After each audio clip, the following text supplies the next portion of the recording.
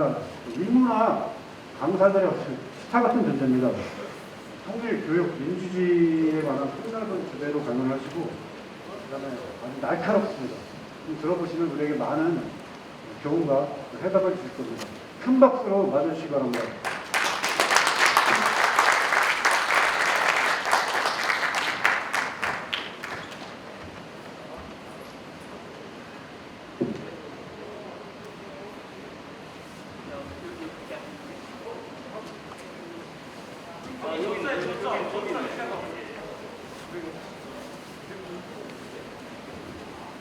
제가 이걸 좀 벗어도 될까요? 네. 예.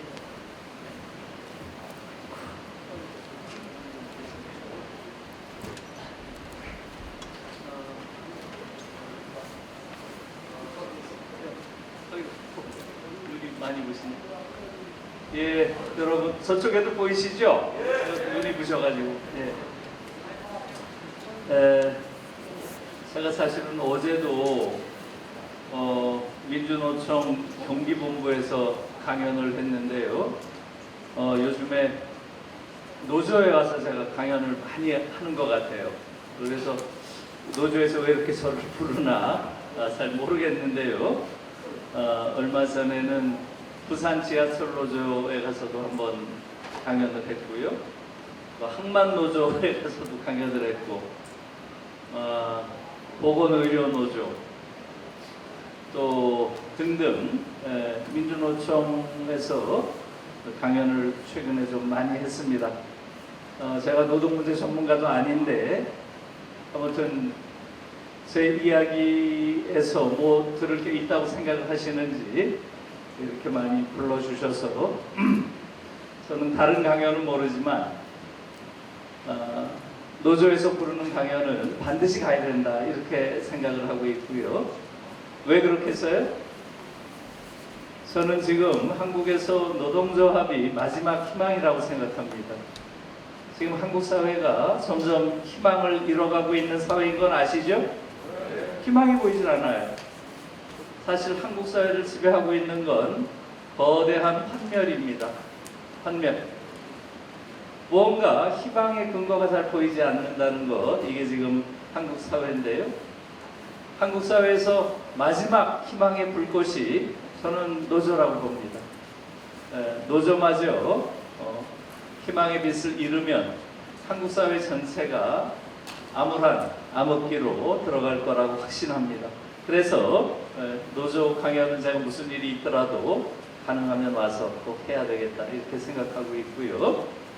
오늘 저를 불러주셔서 고맙습니다. 김누리라고 합니다.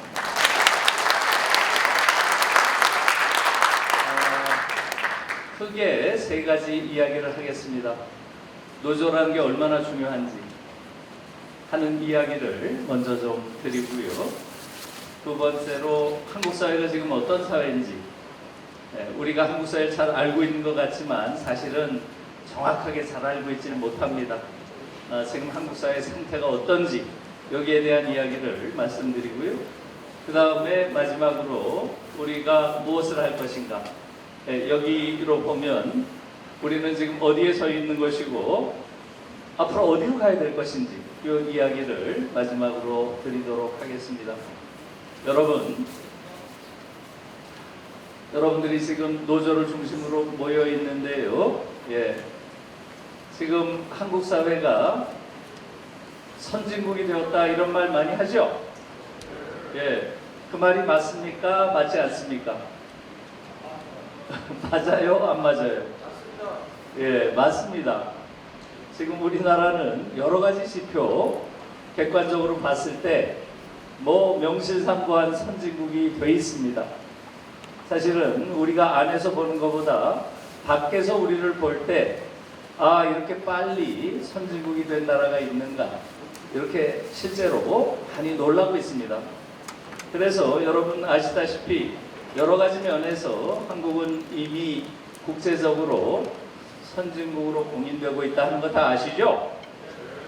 지금 GDP가 대체로 9위에서 10위 정도 규모로 이미 굉장히 경제력이 막강한 나라로 되어 있고요. 또 수출 규모도 대체로 7위 정도, 그 다음에 군사력이 6위 정도 이렇게 평가를 받고 있죠. 이 정도가 되면 실제로 굉장히 우리가 선진국이라고 부르는데 손색이 없는 그런 나라가 돼 있는 것이고요. 작년에 얼마 안 됐죠. 한 2달 전에 나온 그 통계를 보면 미국의 그 US 뉴스 앤 월드 리포트라고 이렇게 순위를 전문적으로 매기는 그러한 미국의 신문이 있죠. 여기서 나온 가장 최근에 그 결과를 보면 조금 놀랍죠. 거기서 The most powerful countries in the world 이런 지표로 조사를 한 게 있습니다. Powerful country니까 어떻게 되겠어요? 가장 강력한 그러한 나라가 어디냐? 이걸 최근에 조사한 게 있는데요. 여기서 파워풀이라는 게 대체로 경제력과 군사력 이걸 종합해서 파워풀이라는 표현을 쓴 것 같아요. 여기서 우리가 몇 위를 했죠? 가장 최근에 나온 걸 보면 몇 위를 했나요? 예, 6위를 했습니다. 6위. 예, 그래서 1위가 어디겠어요? 미국이 1위고요. 2위가 어디겠어요? 중국이 2위고요. 3위가 러시아예요. 그러니까 이게 군사력이 들어가니까 그런 것 같아요. 군사력이 러시아가 여전히 강력하기 때문에 그런 것 같고요. 4위가 어디겠어요?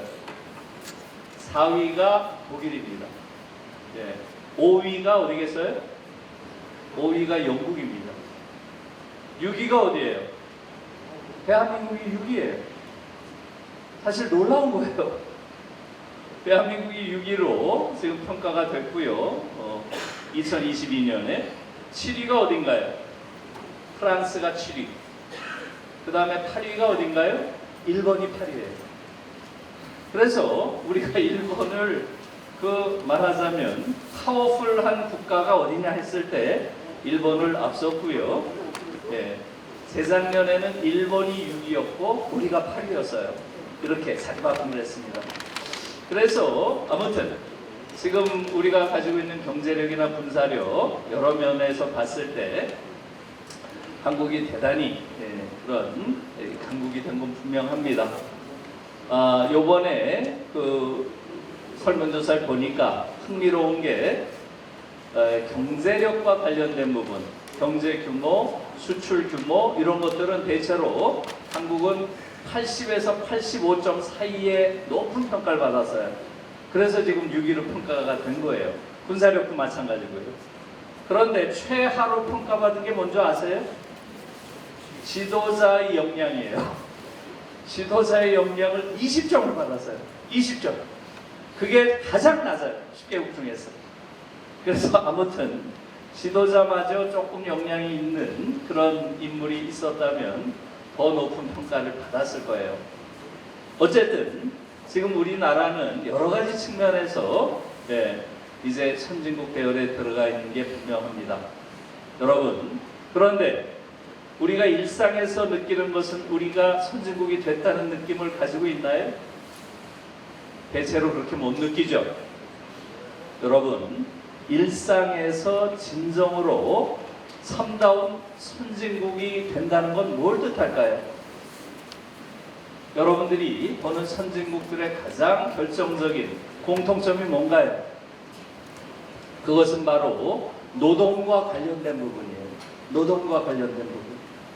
선진국은 노동을 중시하고 노동자를 존중하고 노동조합이 강력한 힘을 가진 나라가 선진국이에요. 한국은 그런 면에서 아직 선진국이 되려면 멀었습니다. 노동을 경시하고 노동자를 경멸하고 노조를 우습게 하는 이런 나라가 어디 있어요? 이런 나라 없습니다. 이 부분을 우리가 고쳐가지 않으면 진정한 선진국이 될 수가 없어요. 그래서 제가 체험하면서 느꼈던 독일의 사례를 조금 말씀드릴게요. 여러분, 지금 독일이라는 나라가 경제적으로 전 세계에서 가장 잘 나가고 있다는 거 아시죠? 예, 가장 잘 나가고 있는 나라예요. 특히 제조업 분야에서는 따라올 데가 없는 그런 나라가 되어 있죠. 아마 여러분들은 주로 자동차를 많이 보죠. 예, 지금 한국에 독일차들이 엄청 많죠. 전 세계가 그렇습니다.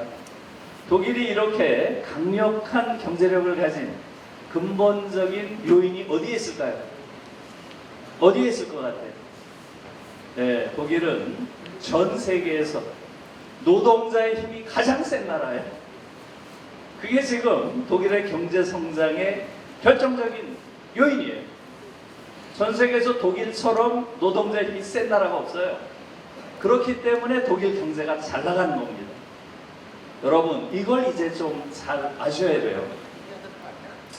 제가 개인적으로 독일에서 8년 정도 생활을 했는데요.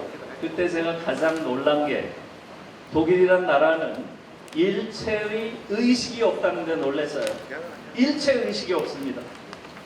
여기서 의식이라고 하는 건 뭐 입학식이라든가 졸업식이라든가 이런 것들이 있죠.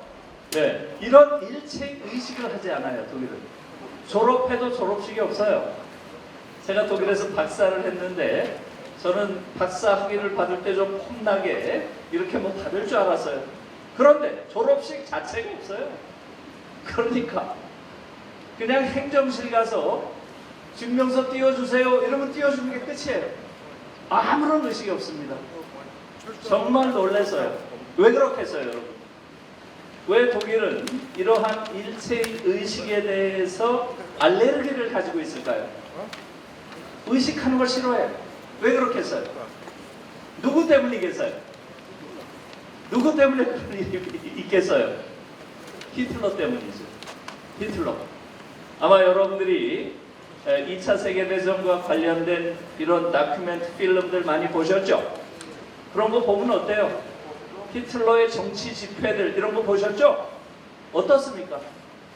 정말로 장엄하고 심지어 아름답기까지 하죠. 아름답기까지 해요. 이러한 류의 의식이 국민들의 넋을 빼놓고 이것이 정치적으로 악용된 거죠. 여기서 독일은 일종의 역사적 교훈을 얻은 겁니다. 아, 이런 류의 의식이 위험한 거구나 해서 그것을 정치의 미학화라는 표현을 많이 써요. 정치의 미학화. 정치를 하나의 아름다운 미적 현상인 것처럼 만들므로써 국민들의 의식을 빼앗아서 정치적으로 악용하는, 이게 히틀러가 대표적이죠. 그것 때문에 독일에서는 일체 의식을 안 해요. 좀 놀랍습니다. 여러분, 그런데 독일에서 하는 유일한 의식이 하나 있어요.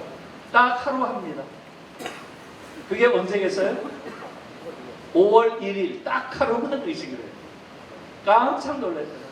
5월 1일이 어떤 날인가요? 5월 1일이 어떤 날이에요? 네, 메이데이, 노동자의 날이죠. 노동절에만 의식을 합니다. 노동절에만 독일의 모든 강력한 정치인들, 권력자들이 다 모여요. 그래서 그들이 다 모이는 이런 모임을 노동절 이외에는 볼 수가 없어요. 독일의 수상, 대통령, 국무총리, 이게 제일 힘센 사람들이죠. 이 사람들이 다 모이는 게 유일한 날이 노동절이에요. 그러니까 노동자들의 그런 권리, 존엄, 노동의 존엄, 이것을 가장 중요하게 본다는 거죠. 그래서 그 자리에서 독일에서는 어떻게 했어요? 독일 총연맹, 노동총연맹 의장, 그 다음에 공공노조 의장, 그 다음에 여러분 잘 아는 이게 메탈이라고 하죠. 전 세계에서 가장 큰 단일 노조인 금융노조 위원장, 이런 사람들이 모여서 연설을 합니다. 수상 대통령이 축사를 하고 이런 노조 고위 간부들이 연설을 합니다. 그 자리에서 정치인들을 앞에 놓고 신랄하게 비판해. 당신들이 하는 이런 정책 완전히 잘못됐다. 왜냐하면 이러면서 정말 신랄하게 비판해요. 깜짝 놀랐어요. 그러니까 독일 사회에서 가장 큰 힘이 어디에 있는지 하는 것을 5월 1일 노동절이 되면 확실하게 느낄 수 있어요. 그래서 제가 있을 때는 당시에 독일 총리가 헬무트 콜이라는 사람이었어요. 헬무트 콜. 아주 100kg가 넘는 아주 거구의 그런 수상이 있었고요. 공공노조위원장이 여성이었어요. 제가 이름은 기억이 안 나요 지금. 여성이었는데 독일에서 가장 힘이 센 두 사람은 콜과 그 공공노조위원장이다. 그 당시에 다 그랬어요. 공공노조위원장이 파업 이렇게 하면 독일인의 삶 전체가 정지됩니다. 공공노조위원장의 힘이 가장 센 거예요. 그리고 그 여성이 굉장히 존경을 받았어요. 사회적으로도. 그래서 제가 당시에 가졌던 아주 인상적인 장면은 공공노조에서 3주 동안 파업을 한 적이 있어요. 3주. 굉장히 장기간 파업을 한 거죠. 그렇게 해서 교통이 다 멈추고요. 특히 쓰레기 수거가 치명적인 거예요. 이게 3주 동안 하질 않으니까 독일 전역에 말하자면 악취가 진동하는 이러한 상황이었어요. 거기에 대해서 독일인들이 보이는 태도에 제가 놀랐습니다. 불평하거나 비판한 사람 본 적이 없어요. 그 파업에 대해서 그렇게 얼마나 고통스러웠겠어요. 일반인들이 모두가 움직일 수도 없고. 그러니까 이 공공기관이 얼마나 중요한 것인지를 파업을 통해서 사실을 인식하게 되는 거예요. 그러면서 노조가 가지고 있는 파업의 권리라고 하는 것은 노조가 가진 마지막 최후의 권리라고 하는 것, 이것을 모든 국민들이 다 인정을 하고 불편을 감수하는 것을 당연한 시민의 의무라고 생각을 해요. 그게 우리와 다른 거죠. 아직 우리들은 이 노조가 가지고 있는 저항 수단에 대한 국민적 합의가 아직도 정확하게 이루어져 있지를 않은 것이죠. 그래서 시민의식이 변하는 것이 굉장히 중요하다 하는 걸 알 수 있고요. 독일에서는 어떻게 그게 가능하겠어요? 여러분, 학교에서 사회 수업을 받았죠? 독일 경우에는 사회 수업의 절반이 노조에 관한 이야기예요. 절반. 학교 다닐 때 계속 수업을 받는 게 노조에 관한 수업을 받습니다. 왜 그렇게 했어요? 학교를 졸업하고 나서는 모든 사람들이 99%가 노동자가 되는 거죠. 네? 대학 교수도 다 노동자죠. 대학 교수라고 노동자 아닌가요? 교수 노조 있어요. 교사들도 다 노동자죠. 교사 노조 있는 거예요. 모든 조직이 노조로 다 조직되어 있어요. 네? 정치인들도 노조가 있습니다. 보좌관들도 노조가 있고요. 모두가 노동자예요. 그렇기 때문에 사회교육에서 배워야 할 가장 중요한 것은 바로 어떻게 노조를 결성하고 노조 안에서 어떤 의미와 권리를 갖는지, 또 이것이 사회적으로 갖는 의미가 뭔지, 이런 것들을 어린 나이부터 배우는 거예요. 그러니까 노조를 존중하고 노동의 존엄이라고 하는 것을 일찍부터 다 체화하고 있는 거죠. 여러분 학교 다닐 때 노조에 대해서 배워본 적 있어요? 있어요? 없어요? 노조에 대해서 무지한 정도가 아니고요. 노조를 불온시하고 악마화하는 그런 사회. 그래요? 그래요. 왜 그렇게 했어요? 왜 그렇게 했어요? 자본이 절대적으로 독재적 지배를 하는 그런 사회이기 때문에 그래요. 사실은 노동이 올바로 자리를 잡아야 그 사회가 성숙한 사회가 되는 거예요.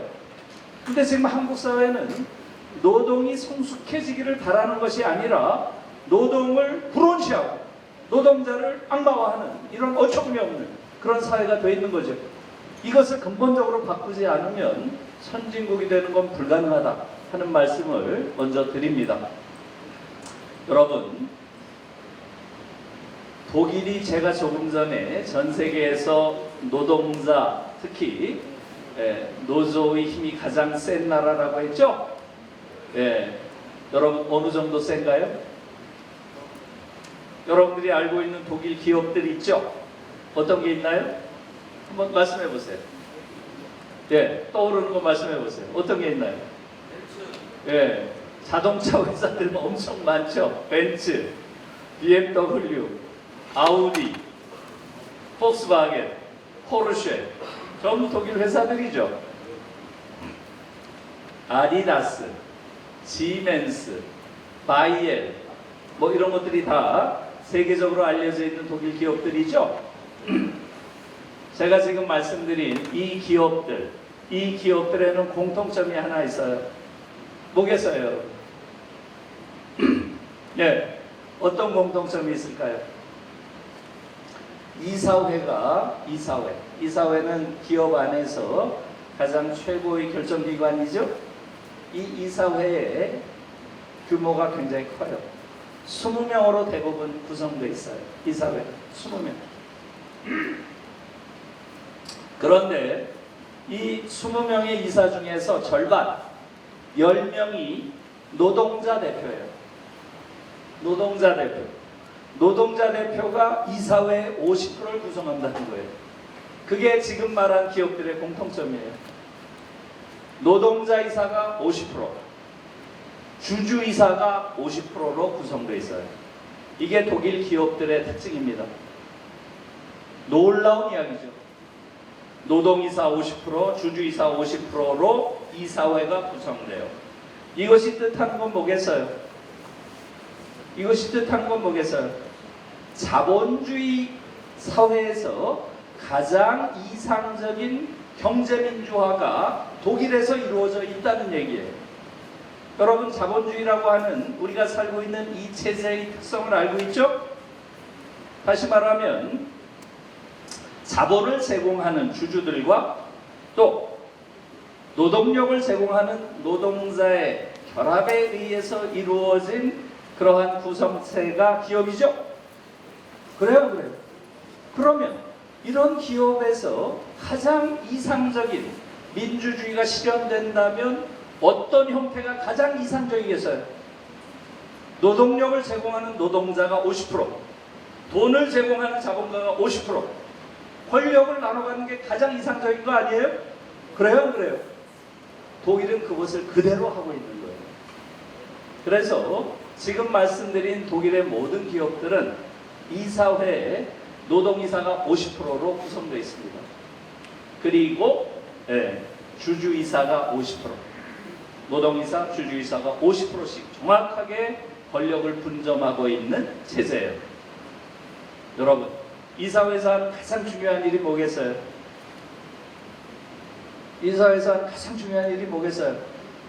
그 기업의 경영진을 구성하는 거죠. 사장 뽑는 거, 이게 가장 중요한 거죠. 그렇죠? 그 기업을 운영하는 최고 권력, 그것을 누구에게 줄 것인가, 이게 가장 중요한 거겠죠. 자, 이사회에서 하는 가장 중요한 게 결국은 CEO, 사장을 뽑는 거예요. 여러분, 지금 말씀드린 구조 안에서 사장을 뽑는 가장 강력한 힘을 가진 게 누구겠어요? 노동자입니다.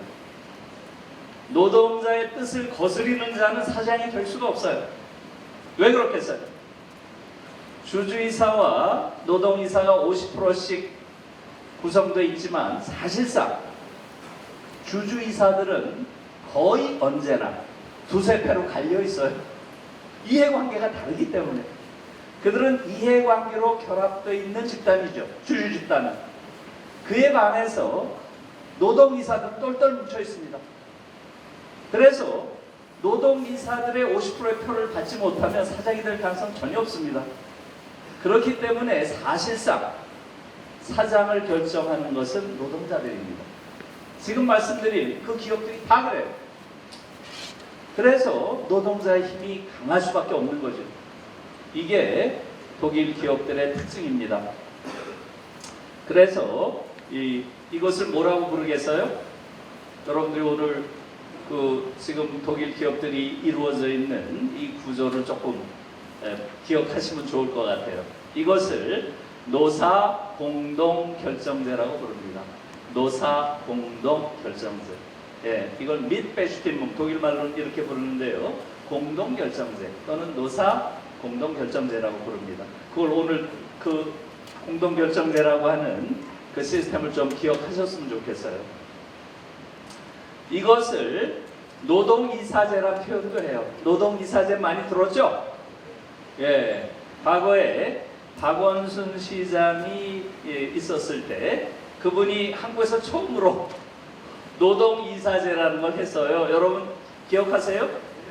예, 그래서 한두 분 정도 이사회에 노동자 대표가 한두 분 정도 들어갔죠? 예, 그게 노동이사회예요. 그래서 제가 당시에 박원순 씨가 노동이사제를 한국에서 처음으로 도입을 했을 때 제가 그걸 딱 보도에서 보고 바로 그 다음날 칼럼을 썼습니다. 칼럼을 그 얘기를 썼어요. 결국은 노동이사제는 독일의 노사공동결정제와 비슷한 겁니다. 근데 우리는 그 당시에 한두 명밖에 들어가지 않았기 때문에 힘은 미약했지만 그 방향으로 가는 거죠. 노동자들도 이사회에 참여해야 한다 한 것이죠. 그래서 제가 독일의 경제기적을 낳은 노동이사제 이런 제목으로 칼럼을 썼어요. 사실은 그런 노동이사제, 즉 노사공동결정제가 독일의 경제기적을 낳은 겁니다. 여러분, 이런 노사공동결정제를 하는 나라가 많을까요? 별로 없을까요? 어떨 것 같아요? 많을 것 같아요? 별로 없을 것 같아요? 별로 없을 것 같아요. 예, 유럽의 경우는 훨씬 많습니다. 노사공동결정제를 하는 나라가 훨씬 많아요. 유럽연합 28개국 중에서 19개 나라가 하고 있습니다. 9개 나라가 안 해요.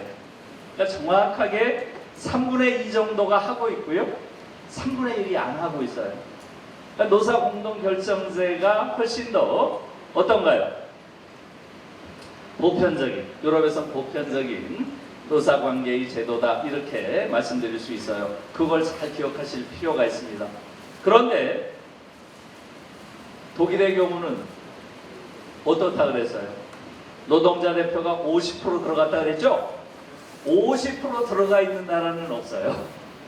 독일이 유일합니다. 이건 정말 사실은 혁명적인 거 아니에요? 노동자 대표가 50% 이사회에 들어간다고 하는 건 혁명적인 것이고요. 그래서 독일 이외에는 없어요. 이런 나라는. 다른 나라는 어떻게 써요?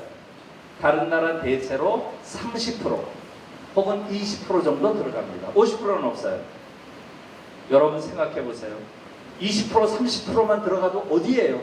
그래요. 가장 중요한 결정을 할 때 노동자들이 그 모든 걸 다 인식을 하는 거예요. 어떻게 돌아가는지 전체 경영에 대한 인식을 공유한다는 거죠. 굉장히 중요한 거예요. 대부분의 나라들이 그것을 하고 있다는 걸 여러분들이 아실 필요가 있고요. 어떤 나라가 안 할까요?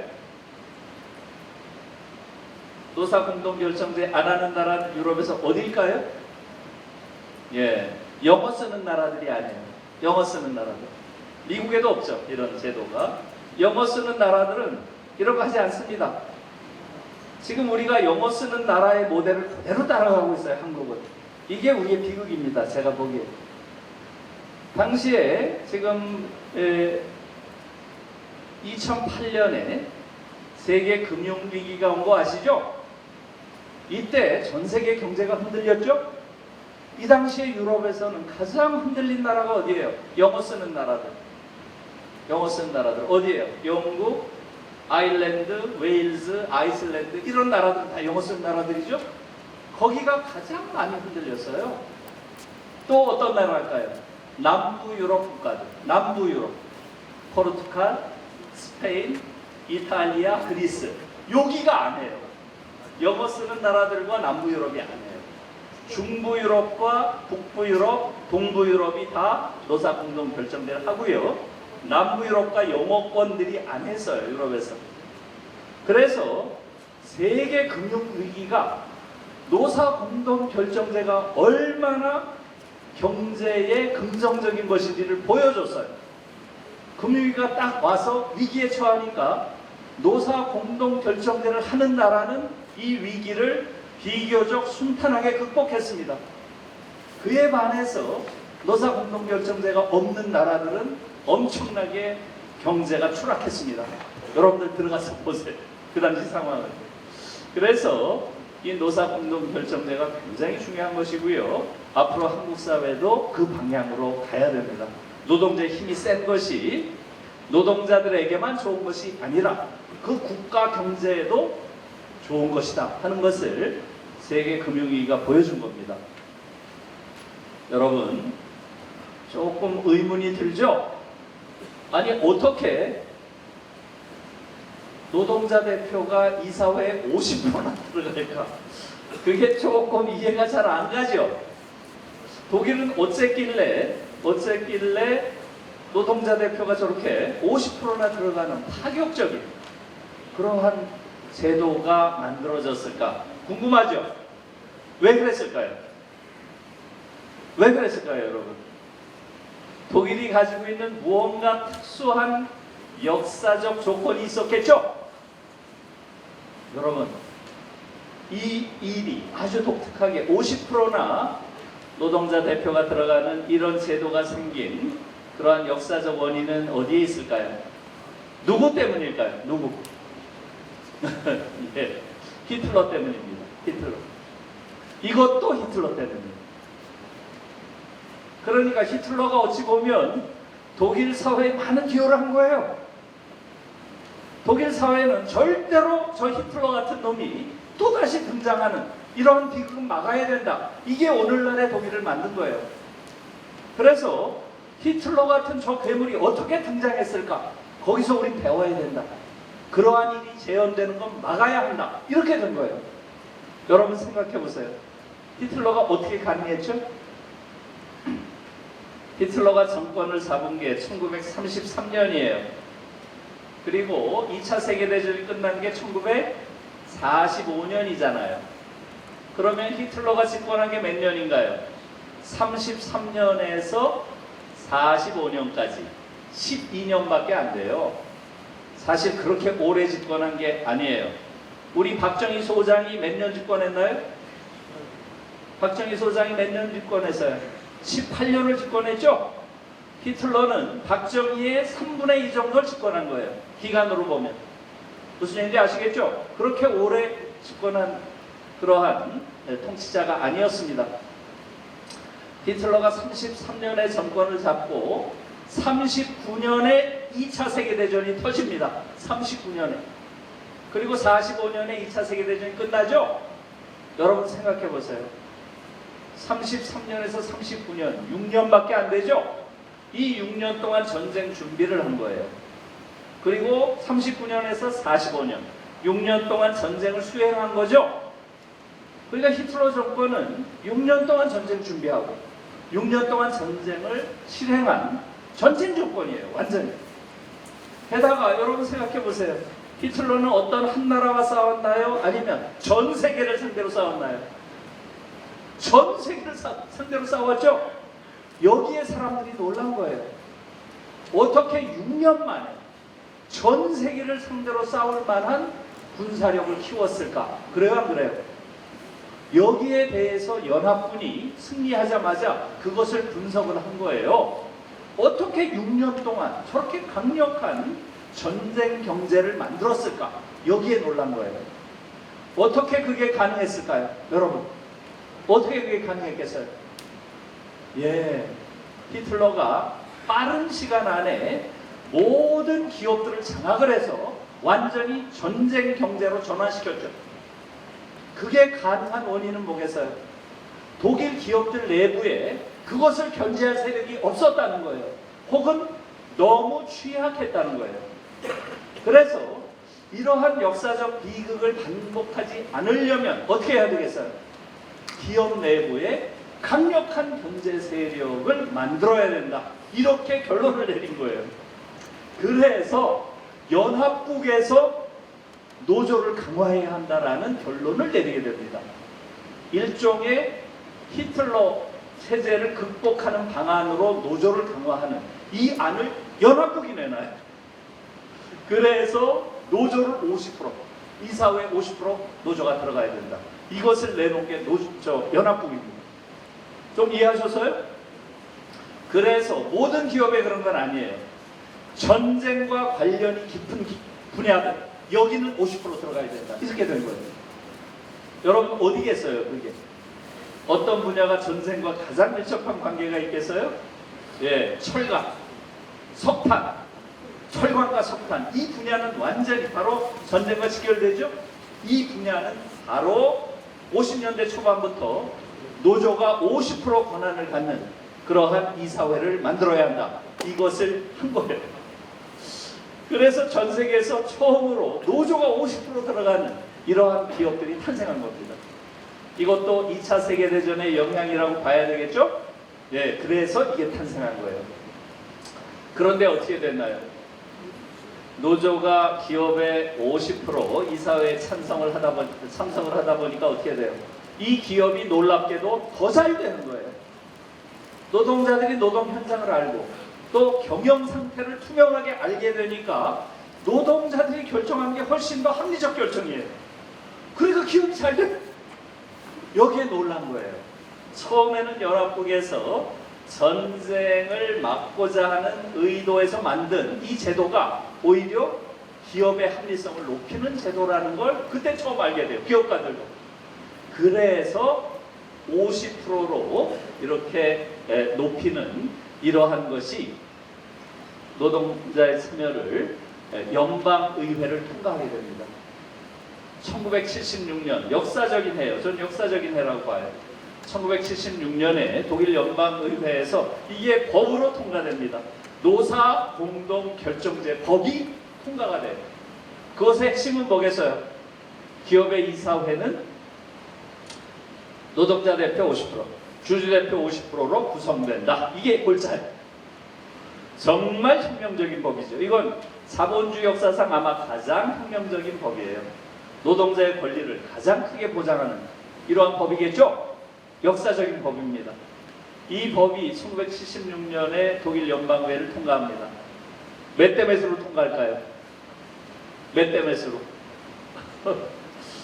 이런 혁명적인 법이 저는 당연히 한 51대 49 이 정도로 통과됐으리라고 생각했어요. 그렇죠? 그런데 어떻게 통과됐을까요? 389대 22로 통과돼요. 계산해 보세요. 389대 22. 이건 뭐 압도적이죠.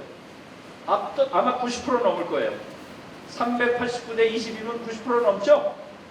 예, 그냥 대충만 생각을 해도 90%가 넘는 압도적인 찬성으로 이 혁명적인 법이 통과돼요.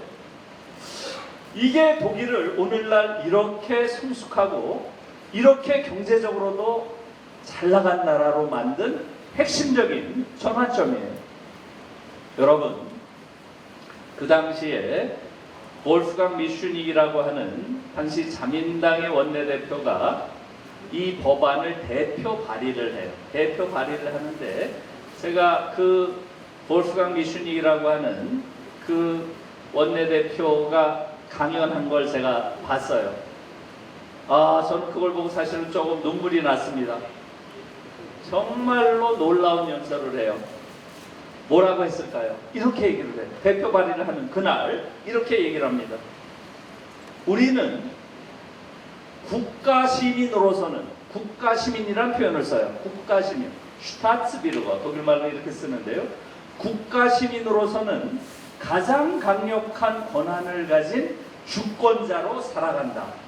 국가시민으로서는, 여러분이 다 국가시민으로서는 이 사회의 가장 강력한 주권자 아니에요? 대통령 누가 뽑았어요? 여러분들이 뽑았잖아요. 국회의원 누가 뽑아요? 다 여러분들이 뽑잖아요. 서울시장 누가 뽑아요? 여러분들이 뽑은 거예요. 가장 강력한 권한을 가진 주권자는 여러분들이죠? 그 의미예요. 이해하셨죠? 그러나 경제시민으로서는 노예로 산다. 이건 있을 수 없는 일이다.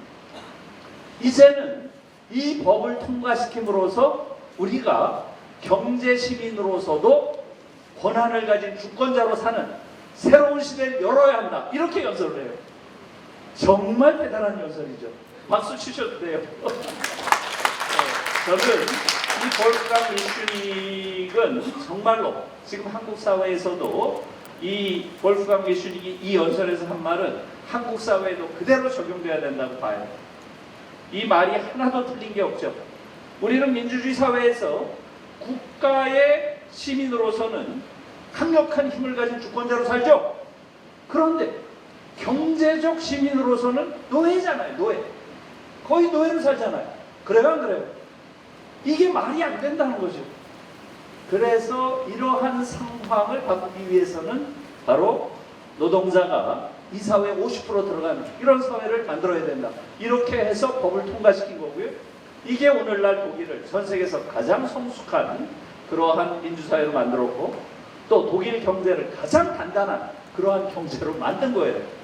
여기서 우리가 배우는 게 있어야 된다, 이렇게 생각을 합니다. 그래서 노사공동결정제, 이걸 여러분들이 조금 기억하셔야 되고요. 지금 말씀드린 대로 정말로 진정한 의미의 선진국은 노동자를 존중하고 노동을 중시하고 또 노동조합이 강력한 영향력을 가진 그러한 사회가 진정한 의미의 선진국이다. 그렇게 보면 한국 사회는 어떤가요? 한국 사회 어때요? 아직 멀었죠. 그리고 현 지금 대통령 이자는 거의 40년 전의 의식을 가지고 살아요. 나는 박정희가 돌아온 줄 알았어요. 이런 어처구니 없는 사회에 지금 우리가 살고 있습니다. 지금 한국 사회는 거대한 퇴행의 시대를 살고 있어요. 거대한 퇴행. 한국 민주주의가 후퇴하고 있고요. 수구들이 복귀하고 있어요. 귀환하고 있습니다. 신자유주의가 부활하고 있어요. 전 세계에서 신자유주의 시대는 끝났다 이러고 있는데 한국에서만 부활하고 있어요. 또다시 냉전으로 회귀하고 있어요. 이 네 가지, 민주주의의 후퇴, 수구의 귀환, 그 다음에 신자유주의의 부활, 냉전의 회귀, 이것이 지금 한국 사회를 완전히 거대한 퇴행의 시대로 돌리고 있는 네 가지 핵심이에요. 이것을 우리가 어떤 식으로 타개하느냐, 이것이 현 시대의 가장 중요한 지금 문제라고 저는 생각합니다. 우리는 완전히 과거로 퇴행하고 있는 끔찍한 시대를 살고 있습니다. 이것을 우리가 잘 인식하고 극복하지 못하면 한국 사회는 전 세계적 흐름에 완전히 뒤처지는 그러한 나라로 몰락할 가능성이 대단히 높습니다. 이것을 인식할 필요가 있다는 거예요. 자, 이제부터 한국 사회가 어떤 사회인지 이 이야기를 좀 드리겠습니다. 여러분, 우리가 한국 사회에 살고 있기 때문에 우리는 한국 사회를 잘 안다고 생각하죠. 그런데 우리가 정말 잘 알까요? 예. 여러분, 사실은 이 안에서 보는 것보다 밖에서 볼 때 안이 잘 보여요. 저는 독일에서 8년을 공부를 하면서 비로소 한국 사회를 좀 자세히 보게 됐어요. 이 안에 있으면 모든 게 하나의 일상, 하나의 주어진 경험이기 때문에 낯설게 느끼지 못해요. 그런데 다른 문화와 부딪혀 봄으로써 우리를 객관적으로 볼 수 있는 고리를 갖게 되는 거죠. 그래서 여러분 운전하는 것도 똑같죠. 여러분 백미러 왜 봐요? 백미러 늘 보면서 하죠? 백미러를 왜 봐요? 뒤로 가려고 보는 게 아니죠. 앞으로 잘 가기 위해서 뒤를 봐야 돼요. 지금 마찬가지입니다. 우리를 잘 알기 위해서는 어찌 보면 우리 안을 잘 들여다보기 위해서는 밖에서 우리를 어떻게 보는지 이것을 객관적으로 알 필요가 있습니다. 지금 한국은 어떤 사회인가요? 저는 개인적으로 굉장히 운이 좋은 학자예요. 아까 저를 이렇게 잘 소개해 주셨는데 제가 지금 독일 유럽 연구센터라고 하는 그러한 센터의 소장을 맡고 있는데요. 이 독일 유럽 연구센터라는 게 사실은 좀 대단한 센터예요. 그걸 제 입으로 이야기하는 건 좀 민망하지만 사실이 그러니까. 지금 독일 정부가 1990년에 독일이 통일된 거 아시죠? 통일되고 나서 벌써 30년이 지났어요. 통일된 직후에 전 세계에 있는 주요 연구소들을 선정을 해서 지원해주기 시작했어요. 30년 됐어요. 그래서 1호가 어디겠어요? 1호가 하버드 대학이 1호로 선정이 됐고요. 2호가 위스콘신, 3호가 조지타운, 다 미국 대학들을 선정을 해서요. 그 다음에 캐나다로 가서 캐나다의 토론토, 몬트리올 이런 대학을 선정해서 지원했습니다. 이게 효과가 있다고 생각했는지 아시아로 확장을 했어요. 아시아 1호는 어디겠어요? 어디일 것 같아요? 예, 도쿄 대학이 1호였고요. 2호가 어딜까요? 예, 베이징 대학이 2호였어요. 그럼 3호는 어딜까요? 예, 서울대학이라고 생각하기 쉽죠? 이변이 생긴 거예요. 예, 3호가 중앙대학이 선정이 됐어요. 그래서 지금 아시아에는 3개밖에 없어요. 예, 도쿄대, 베이징대, 중앙대 이렇게 돼 있고요. 지금 유럽에는 영국은 케임브리지 대학이고요. 프랑스는 파리 대학 연합, 네덜란드는 암스테르담, 뭐 이런 식으로 되어 있어요. 러시아에도 있어요. 러시아는 상페터스부르크 대학이에요. 이렇게 해서 15개국에 21개 연구소가 있어요. 15개국에. 이것을 독일 유럽 연구센터라고 합니다. 여기서 매년 센터 컨퍼런스라는 걸 해요. 매년. 그러니까 저로 봐서는 전 세계 각지에 있는 유수한 대학의 선생들을 정기적으로 만날 수 있는 기회가 있는 거죠. 그게 저한테는 굉장히 큰 기회예요. 그러니까 전 세계의 다양한 분야의 그런 지식인들이 어떻게 생각하는지 하는 걸 들을 수 있는 기회가 정기적으로 있는 거. 매년 하니까. 여러분, 한국을 어떻게 볼까요? 한국 어떻게 볼 것 같아요? 특히 외국의 지식인들이 한국 사회 어떻게 볼까요? 좋게 볼까요? 나쁘게 볼까요? 훌륭하다고 볼까요? 별 볼 일 없다고 볼까요? 예, 지금 외부인들이 한국을 보는 시선은 긍정적인 걸 넘어서 대체로 찬탄하는 수준이에요. 감탄하는. 어떻게 아시아에 이런 나라가 있나? 이런 분위기예요. 저도 놀랍니다. 그래서 그런 센터 컨퍼런스에 가면 기분이 좋아요. 굉장히 으쓱해요. 으쓱. 네? 굉장히 우리에 대한 평가는 우리가 안에서 느끼는 것보다 높습니다. 뭐에 대해서 그렇게 높이 평가할까요? 뭐에 대해서 높이 평가할까요? 뭘 높이 평가할 것 같아요? 외국인들이. 특히 외국 지식인들이. 예. BTS 얘기하는 사람 본 적 없어요, 저는. 예? 그러니까 우리가 너무나 그런 그 대중문화 현상들에 대해서 너무나 과장되게 이야기하는 게 좀 많다고 봅니다. 예? 대중문화가 지금 전 세계에 무슨 대단한 역할을 한다고 생각을 하지만 여러분 잘 생각하셔야 돼요. 오징어 게임. 이게 전 세계에서 가장 많은 사람들이 시청했다고 하죠? 예. 이게 정말 자랑스러운 일인가요? 냉정하게 생각하셔야 돼요. 다른 나라에선 그런 연속극 못 만듭니다. 드라마 만들 수가 없어요. 그런 참혹한 상상력은 한국인 이외에는 못 가져요. 우린 매일매일이 오징어 게임 아니에요? 매일매일 생사가 걸려있지 않아요? 이렇게 끔찍한 삶을 사는 나라가 어디 있어요? 그래서 그런 잔혹한 상상력을 가질 수 있는 것이 과연 자랑스러운 일인가? 저는 거기에 대해서 그렇게 생각 안 합니다. 오징어 게임, 지옥, 지금 우리 학교는 기생충 이런 영화들 보세요. 외국인들은 못 봅니다. 너무 참혹해서. 우리는 어떻게 그걸 보죠? 우리 일상이 그거니까. 일상이. 그 정도로 참혹한 사회인 거예요. 한국 사회가. 매일매일이 아우슈비츠예요. 그것에 우리는 익숙해져 있는 거죠. 그래서 과연 그런 게 잘한 일이라고 긍지를 가질 일인가? 그거 조심하셔야 됩니다. 특히 앞에다 K 붙이는 거 좀 그만했으면 좋겠어요. 너무 부끄러워요.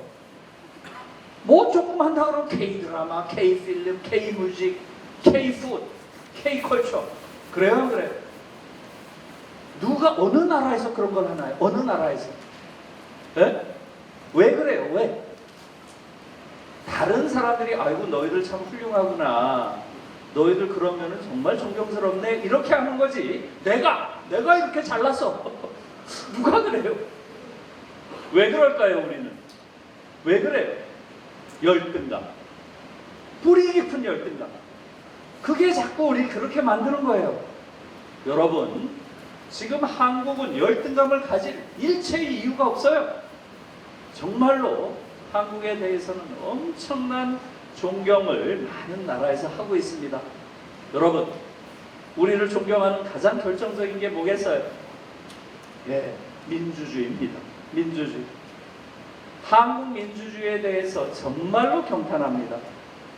정말로 경탄해요. 근데 정작 우리가 얼마나 위대한 민주주의를 이뤘는지 우리가 몰라요. 이걸 알아야 됩니다.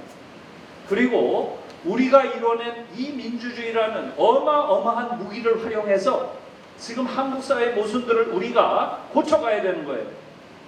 우리는 지금 우리가 얼마나 강력한 무기를 가지고 있는지 몰라요. 우리가. 여러분, 한국 민주주의는 어느 정도인가요? 4.19 혁명. 4.19 혁명. 지금 세계 민주주의 역사 책 같은 데를 보면 4.19 혁명을 뭐라고 부르나요?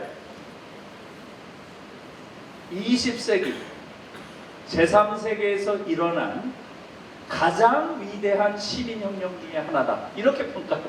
가장 위대한.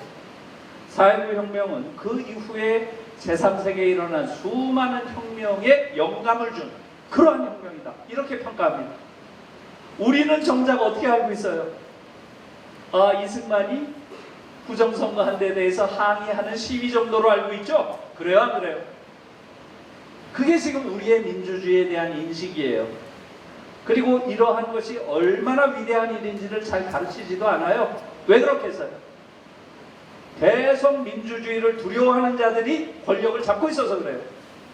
그래서 우리 국민들도 우리가 얼마나 위대한 일을 쟁취했고 이걸 활용해서 얼마나 성숙한 사회로 만들 수 있는지 이런 데에 대한 상상력이 결여되어 있어요. 정말 대단한 걸 이룬 겁니다. 여러분, 지금 우리의 민주주의는 최근에 제가 좀 전에 말한 그 회의에 가보면 제일 부러워하는 게 어딘 줄 아세요? 도쿄대 교수들이 제일 부러워요. 도쿄대 교수들이. 아, 한국 민주주의는 정말 다이나믹한 민주주의고 일본 민주주의는 저건 민주주의도 아니다. 다 그렇게 얘기합니다. 도쿄대 교수들이. 왜 그렇게 했어요? 한국은 다이나믹 디모크라시, 다이나믹, 너무나 역동적인 민주주의 사회라는 거예요. 네? 여러분, 촛불 집회 때 한번 생각해 보세요. 50만, 100만, 150만, 200만 이렇게 모이잖아요. 일본 한번 보세요.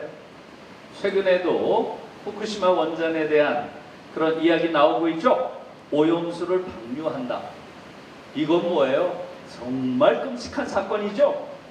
오염수를 방류하면 1차적으로 가장 큰 피해를 당한 게 어디겠어요? 일본인들 자신 아니에요. 그런데 이런 자기 생명과 관련된 절체절명의 잘못된 결정을 하고 있는데 일본인들이 보이는 태도 한번 보세요. 총리실에 가서 반대한다 시위하는 자가 250명밖에 안 돼요. 여러분 한번 상상해 보세요. 한국에서 같은 일이 있었다면 어땠겠어요? 어땠겠어요? 광화문에 몇 명이 모였을 것 같아요? 예? 몇 명 모였을 것 같아요, 여러분? 250만 모였죠? 그게 지금 한국 민주주의예요. 그래서 여기에 대해서 정말로 일본 학자들이 부러워하고요. 최근에는 중국 학자들이 정말 부러워합니다. 베이징 대학 교수들. 네? 이 베이징 대학 교수들도 한 5년 전만 해도 굉장히 신랄하게 비판적이었어요. 시진핑이 중국 민주주의의 목통을 조이고 있다. 이렇게 비판해요. 네? 교수들을 사찰을 하고 대학 교재를 검열을 하고 이러고 있다. 이게 말이 되느냐? 이러면서 신랄하게 비판했어요. 베이징대 교수들도. 그런데 최근에 와서는 한 3년 전부터 말을 안 해요. 일단 말을 안 해요. 입을 딱 닫아요. 최근에 이 사람들의 눈을 보면 두려움에 가득 차 있어요.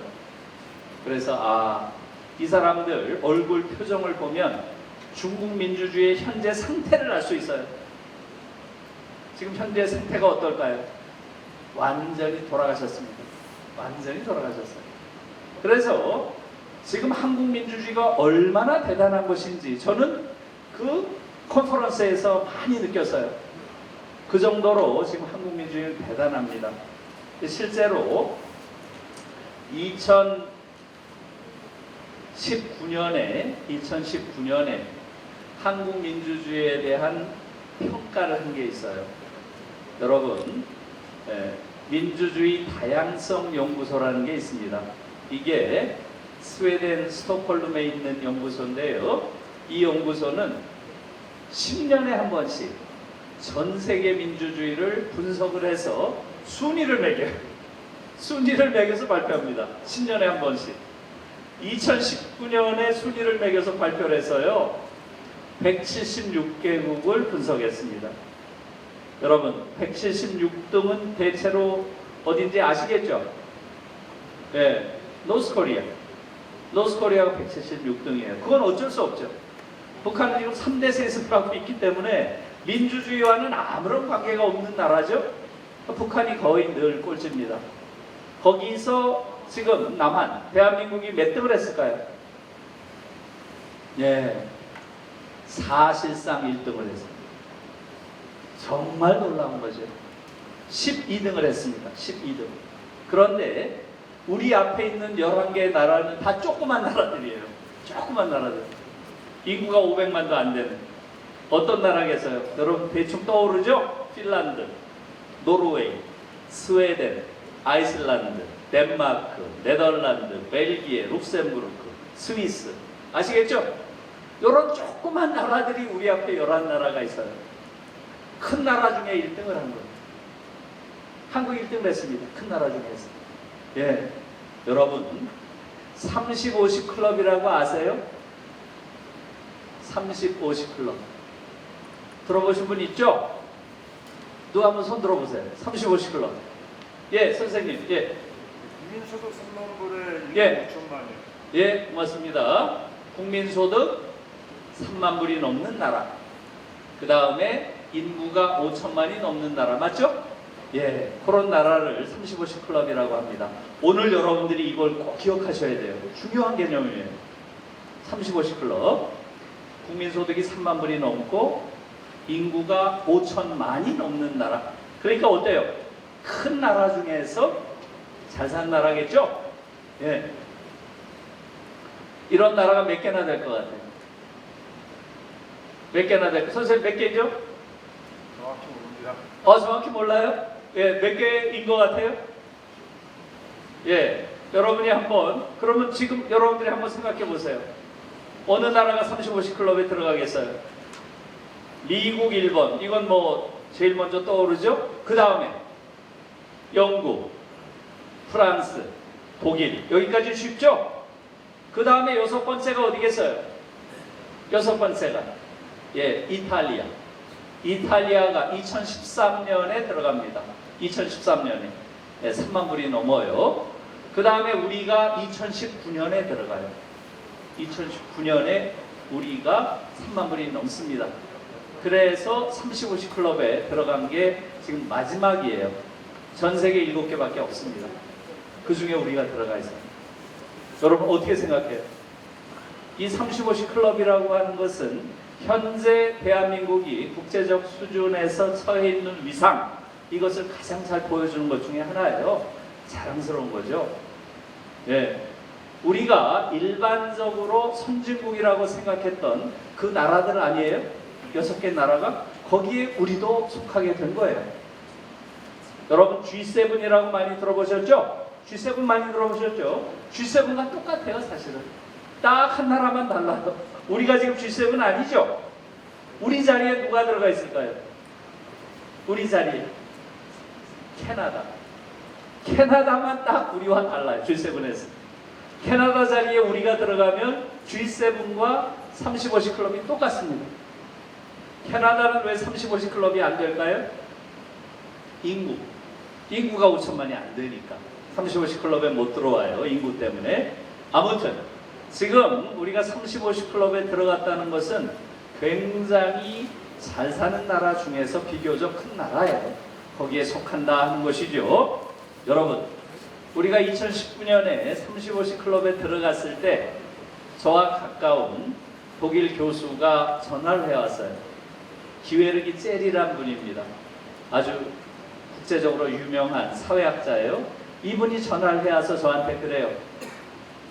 한국이 30, 50 클럽에 들어갔다는 걸 봤다.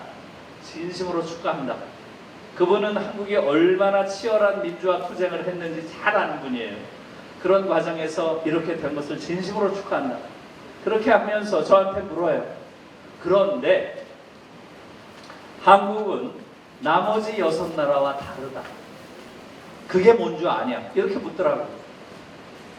여러분, 우리나라가 나머지 6나라 뭐가 다른 것 같아요? 미국, 일본, 영국, 프랑스, 독일, 이탈리아죠? 그 나라와 우리 뭐가 다른 것 같아요? 누가 한번 말씀해 보실래요? 뭐가 다른 것 같아요? 네. 네, 뭐가 다를까요? 너희들은 그 나라와 달리 제국주의의 과거를 갖지 않은 유일한 나라다. 딱 이래요. 제국주의의 과거가 없는 유일한 나라가 너희 나라다. 그걸 기억해야 되는 거예요. 생각해보니까 그렇죠? 나머지 6개 나라는 다 다른 나라를 침략해서 약탈하고 지배했던 제국주의의 과거가 있는 나라들이에요. 그래요, 안 그래요? 우리만 없는 거예요. 우리만. 그게 얼마나 자랑스러운지 알아야 된다라고 세계적인 사회학자가 그렇게 얘기를 해요. 저도 배웠습니다. 아, 맞다. 정말 그렇네. 그런 생각이 들어서요. 그러면서 이분 얘기가 바로 그런 의미에서 너희 나라는 제3세계 국가들의 희망이다. 딱 이러는 거예요. 제3세계 국가들의 희망이다. 이렇게 얘기를 합니다. 여러분 어떻게 생각해요? 정말 이것을 우리가 잘 기억해야 됩니다. 그리고 이것이야말로 우리 아이들이 한국인임을 자랑스럽게 생각할 가장 중요한 부분이에요. 우리 아이들에게 이걸 잘 가르쳐야 된다. 제가 교사들을 상대로 강연을 많이 합니다. 그분들한테 꼭 이야기를 합니다. 이것이야말로 우리 아이들이 대한민국에서 태어난 것을 자랑스럽게 생각할 가장 중요한 어떤 요인이다. 이렇게 얘기를 합니다. 여러분 어떻게 생각해요? 이것을 정말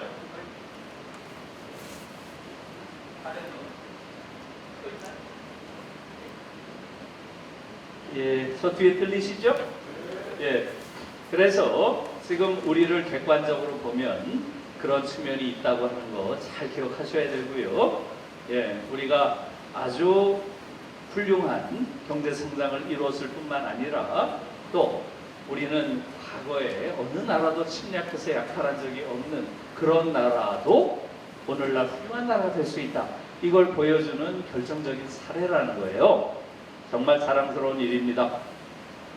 여러분, 그래서 이 6개 30, 50클럽 이 7개 나라를 쭉 아까 말한 민주주의 다양성 연구소에서 순위를 매겼어요.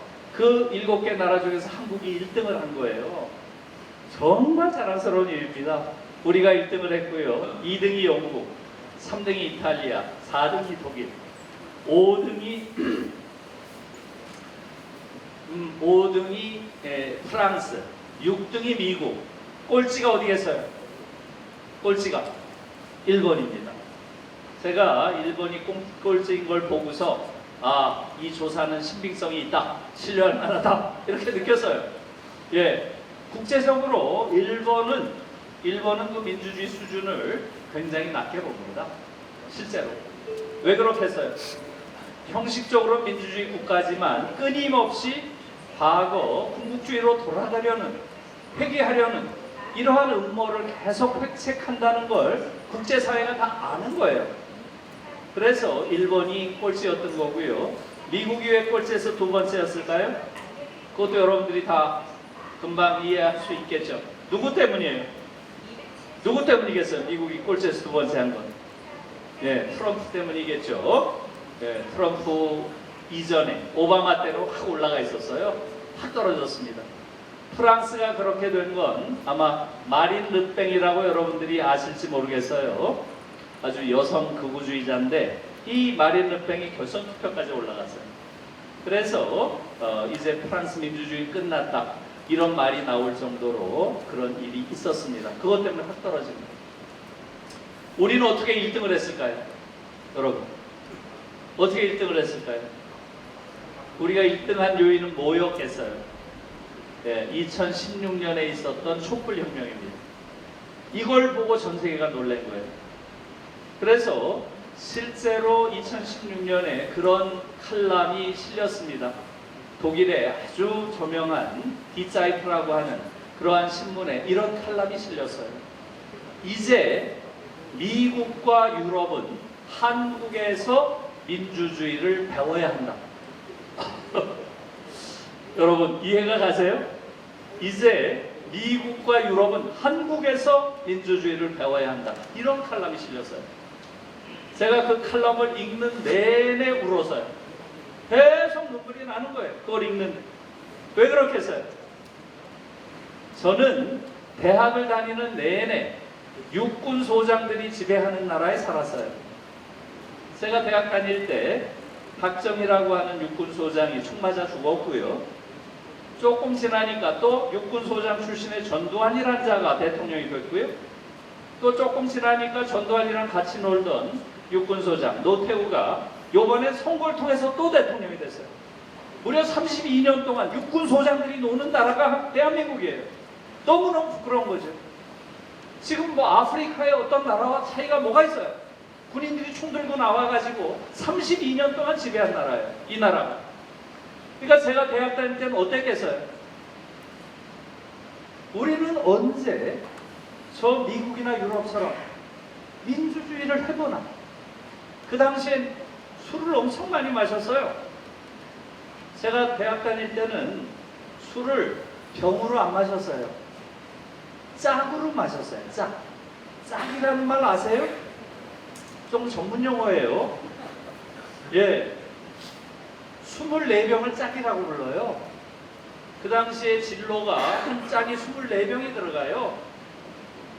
그래서 친구들끼리 그렇게 얘기했어요. 야, 어제 몇 짝 마셨냐? 이렇게 물어봤어요. 아유, 어제 컨디션이 안 좋아서 3짝밖에 못 마셨어. 이랬어요. 한 5명이 마시면 2짝, 3짝 마셨어요. 그러니까 사실은 술을 마신 게 아니죠. 술을 들이부은 거죠. 죽자고 마신 거예요, 사실은. 죽자고. 너무 암울하니까, 시대가. 그러니까 젊은 친구들은 이해하기 어렵죠. 그 시대를. 아무튼. 그래서 그때 술 마시면서 한 얘기가 이런 거였어요. 우리가 죽기 전까지 내 손으로 대통령을 뽑는 날이 올까? 이런 얘기를 하던 시절이에요. 그러면 뭐라 그래요? 야, 그런 날이 오겠냐? 절대 안 와. 그 정도로 암울한 시대였어요. 그런데 우리가 그렇게 부러워하던 미국과 유럽이 한국에서 민주주의를 배워야 한다. 이런 칼럼을 내가 살아서 읽게 되리라고 상상이나 했겠어요? 저는 지금 죽어도 여한이 없어요. 사실은. 네? 그 정도로 암울한 시대였어요. 그러니까 한국 민주주의가 얼마나 위대한 민주주의인지를 보여주는 겁니다. 그래서 우리가 그 당시에 2016년에 전 세계 분위기가 그랬어요.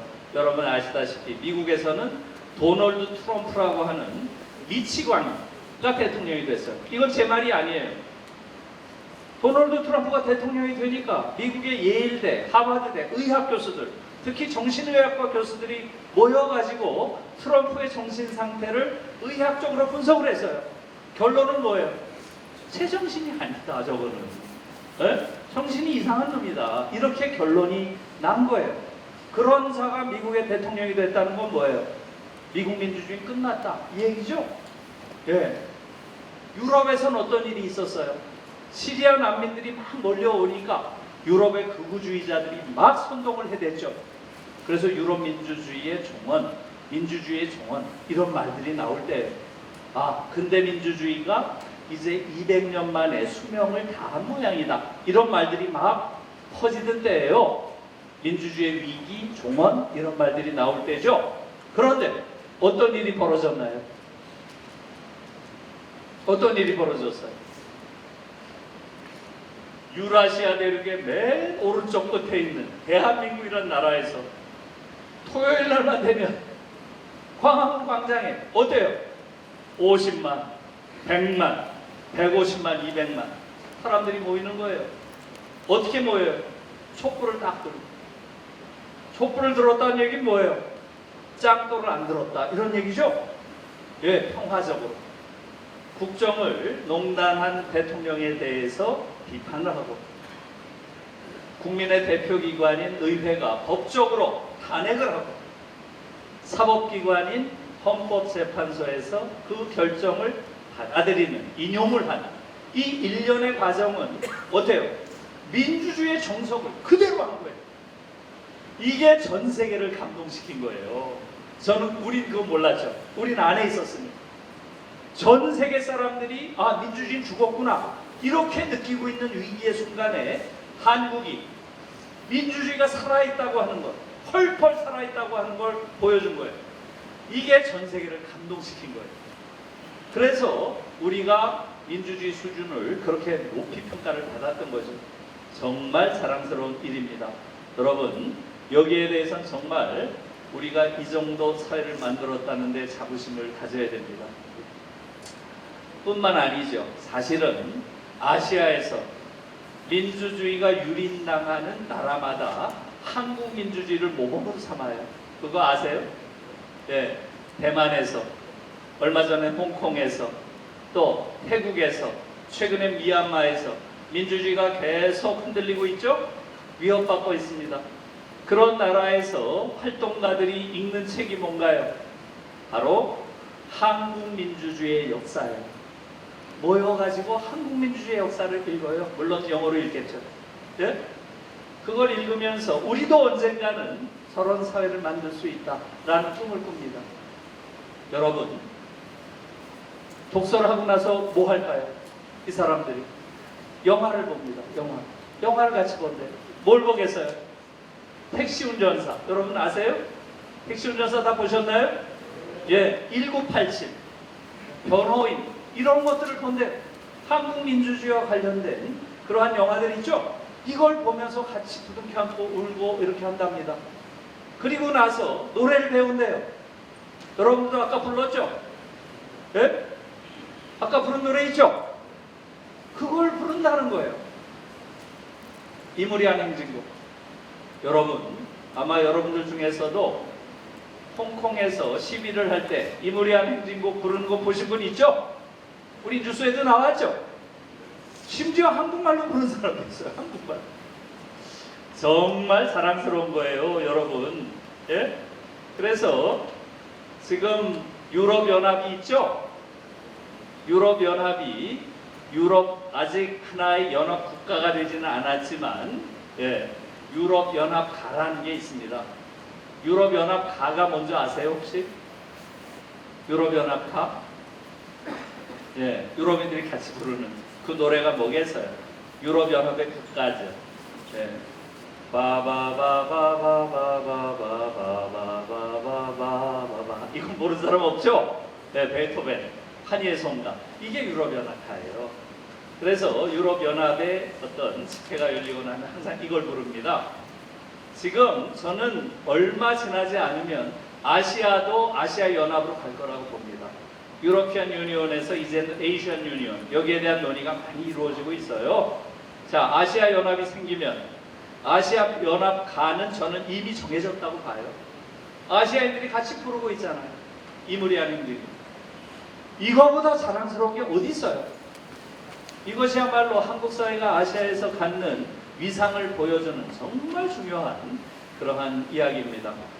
자, 그래서 지금 한국 사회는 우리가 안에서 보는 것보다 밖에서 우리를 보는 사람들에게 훨씬 더 큰 감동을 주고 존경을 받는 사회예요.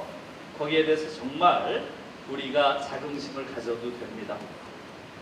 그리고 어마어마하게 잘 사는 나라가 된 거 아시죠? 그 얘기는 안 드릴게요. 시간이 없으니까. 무지무지하게 잘 사는 나라가 됐어요. 저는 독일에 한 번씩 갔다 올 때마다 너무나 놀래요. 세상에 어떻게 이 정도로 한국이 잘 살까? 그런 느낌을 갖습니다.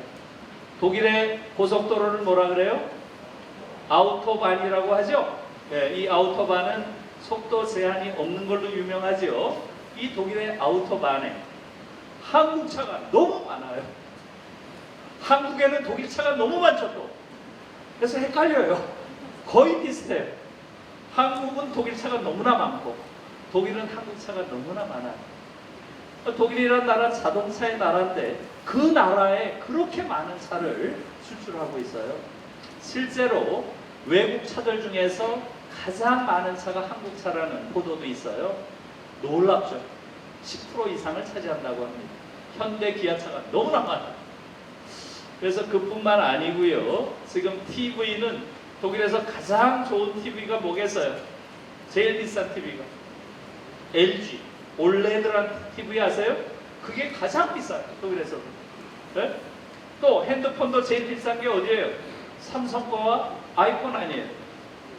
깜짝 놀랐어요.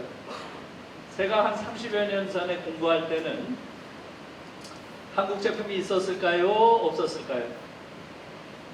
있었을 것 같아요? 없었을 것 같아요? 예, 있었습니다. 골드스타. 골드스타 들어봤어요? 금성이라고 했죠. 거기서 만든 텔레비전이 최저가 그러한 상품이었어요. 유학생들은 다 그걸 봤죠. 제일 싸니까. 지금은 최고가가 한국 거예요. 대부분. 정말로 피부로 느낍니다. 아, 우리가 정말 물질적으로 어마어마한 성장을 했구나 하는 걸 저는 느끼고 있고요. 자, 그래서 우리나라가 어떤 나라예요? 이렇게 훌륭한 민주주의를 이루었고요. 이렇게 엄청난 경이로운 경제 성장을 한 나라예요. 쉽게 말하면 어떻습니까? 좋은 사회를 만들 수 있는 제도적, 물적 조건을 다 갖춘 사회예요. 이런 사회가 없습니다. 그런데 우리 사회의 현실은 어떤가요? 우리 사회의 현실은 어때요? 예, 너무나 끔찍합니다. 여러분, 우리 지금 어떤 사회에 살고 있나요? 젊은 아이들이 지옥이라고 부르죠? 헬조선. 그 말이 사실인가요? 아닌가요? 모든 지표가 한국 사회는 인간이 살 수 없는 공동체다. 이걸 보여주고 있어요. 여러분 보세요. 자살률이 18년째 1위입니다. 18년째. 2018년 딱 한 해만 2등 했어요. 2등. 우리를 앞선 게 어딘가요? 리투아니아라고 들어보셨어요? 저 발틱에 있는 인구 100만밖에 안 되는 조그만 나라예요. 거기가 우리를 한 번 앞섰어요. 2019년에 또 우리가 1위 자리를 회복했습니다. 작년에 또 1등이에요. 자살률. 자살의 내용이 너무 안 좋습니다. 노인 자살률이 너무나 높아요. 노인 자살률. 네? 작년 통계 이미 나왔죠? OECD 전체에서 또 1등이에요. 평균의 3배. 정말 어처구니가 없습니다. 노인 자살의 원인도 다 알고 있어요. 뭐겠어요? 빈곤입니다. 빈곤. 노인들 대다수가 빈곤해. 노인 빈곤율 또 세계 1위예요. 작년에 나온 거, 작년 12월에 나온 거 들어가서 보세요. 또 1위입니다. 무려 43%예요. 53%에서 43% 왔다 갔다 해요. 어처구니 없는 사회입니다. 노인분들이 폐지 줍는 나라예요. 폐지 줍는. 네? 노인 자살이라고 하는 것은 우리 사회가 얼마나 끔찍한 사회인지를 보여주는 거예요. 노인들은 이제 자연사를 눈앞에 두고 계신 분들 아니에요. 그런 분들이 스스로 목숨을 끊는 사회면 얼마나 참혹한 사회예요. 정말로 노인들에 대한 이 사회의 태도는, 이 국가의 태도는 저는 파렴치한 국가라고 봐요. 파렴치. 우리 노인들은 이제는 조용히 좀 존엄한 모습을 보이면서 자신의 삶을 돌아보고 좀 여행도 다니고 손자 손녀들 데리고 좀 즐겁게 노시기도 하고 이렇게 하면서 평생 그들이 기울였던 그 고된 노동에서 이제는 좀 행복한 삶을 누려야 될 자격이 있는 분들이에요. 그런 나라에서 노인들을 천대합니다. 그러니 그걸 버티지 못하고 스스로 목숨을 끊는, 저는 이게 가장 끔찍하게 보여요. 이게 지금 우리의 현실이고요. 청년들이 불행한 나라입니다. 청소년 자살률 또한 세계 최고 수준이에요. 1, 2위를 다툽니다. 계속. 왜 그래요, 여러분? 그 이유도 우리가 다 알죠? 교실에서 아이들이 성숙한 인간으로, 개성적인 인간으로, 자유로운 인간으로 성장하는 게 아니라 교실이 완전히 전쟁터예요. 전쟁터. 고등학생의 81%가 고등학교 시절을 전쟁터로 경험하고 있는 나라가 대한민국이에요. 이런 나라 지구상에 없어요. 그러니까 12년 동안 한국에서 교육을 받으면 아주 성숙한 인격을 가진 그러한 성숙한 민주주의자가 되는 게 아니라 완전히 열등감을 내면하고 있는 12년 내내 학교에서 늘 다른 사람과 경쟁의 대상이 되고 평가받으면서 조롱받고 열등감을 내면하고 모멸감을 내면하는 그런 아이들이 돼요. 대부분이. 거기서 승자라고 하는 1%의 아이들은 오만 방자하기 이럴 데 없는 인간들이 돼요. 지금 한국 사회를 지배하는 자들 한번 보세요. 의사, 판사, 검사들의 행태를 한번 보세요. 이렇게 오만한 엘리트들이 지배한 나라 없습니다. 소수의 승자들은 오만하기 이럴 데 없는 아이들이 되고 대다수의 아이들은 평생 열등감을 내면하고 살아가는 이런 나라가 어디 있어요? 전 세계 없습니다. 이게 지금 한국 사회 현실이에요. 아동 우울증이 또 세계 1위입니다. 어린아이들이 우울한 나라예요. 정말 놀라운 나라입니다. 여러분, 불평등이 심한 나라인 거 아시죠? 어느 정도 심한가요? 어느 정도 심해요? 예, 전 세계에서 가장 심합니다. 이것도 우리 국민들이 잘 몰라요. 우리 불평등의 수준이 어느 정도인지 잘 몰라요. 우린 지금 이렇게 불평등한 나라가 없습니다. 지구상에. 그래서 제가 이 이야기를 작년 1월 2일 날, 작년 첫 방송이에요. KBS 1에서 하는 쌤과 함께란 프로가 있어요. 여러분 아시나요? 일요일 날 하는 7시. 예, 그 프로에 제가 작년에 첫 프로에 나와서 이 이야기를 제기를 했어요. 대한민국 대전환이란 주제로 강연을 하면서 한국이 전 세계에서 가장 불평등한 나라다라는 이야기를 제기를 했습니다. 혹시 보신 분 한번 손 들어보실래요? 보신 분? 한 분, 두 분. 예, 그렇게 안 맞네요. 예, 좋습니다. 제가 거기서 근거로 둔, 불평등의 근거로 둔 그 지표는 지금 이 불평등 문제와 관련해서는 여러분들도 조금 관심을 가지고 보실 필요가 있어요. 지금 인류가 살고 있는 오늘의 시대는 인류 역사상 가장 불평등한 시대입니다. 인류 역사상 지금처럼 불평등한 시대는 없었어요. 이 불평등은 자본주의가 시작되면서 심화됐고요. 그러니까 불평등이 심화된 게 지난 200년 사이에 심화된 거고요. 또 자본주의 사회 중에서도 신자유주의적 자본주의, 신자유주의라고 하는 모든 걸 시장에 맡기는 이러한 자본주의가 본격화된 게 40년 됐어요. 이게 40년 동안 지나면서 전 세계는 유례가 없는 불평등한 세계가 된 거예요. 그래서 지구상에 살고 있는 7명의 개인이 가지고 있는 부가 지구에서 살고 있는 모든 인간들이 가지고 있는 부의 절반보다 많다고 합니다. 7명이 가지고 있는 부가.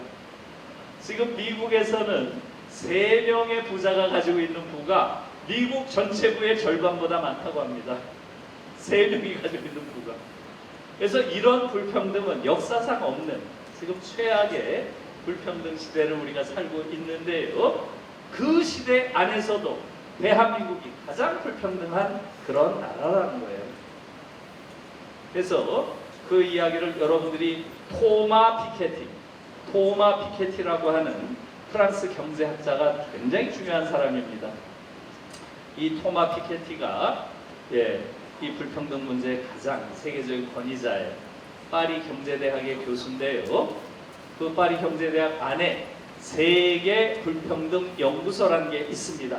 여기서 매년 각 나라의 불평등 정도를 분석을 해서 발표를 합니다. 그래서 제가 작년에 그걸 할 때는 바로 여기서 나온 그 발표, World Inequality Report라고 해요. World Inequality Report, 세계 불평등 보고서. 여기에 한국 편을 가지고 그 근거로 이야기를 했습니다.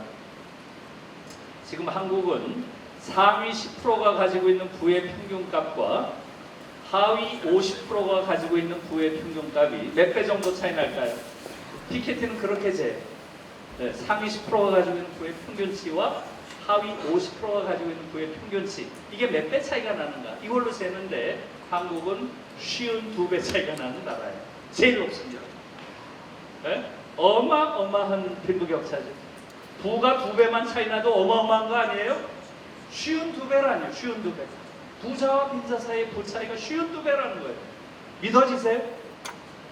지금 한국은 하위 50%가 가지고 있는 부가 전체 부의 몇 프로를 차지할까요? 한국이 절반, 아래쪽 절반이 가지고 있는 부가 한국 전체 부의 몇 프로가 될까요? 몇 프로나 될 것 같아요? 우리 선생님, 우리 수석 부의사 몇 프로나 될 것 같아요? 네. 예? 10%가 안 될 것 같다. 맞습니다. 10%가 안 됩니다.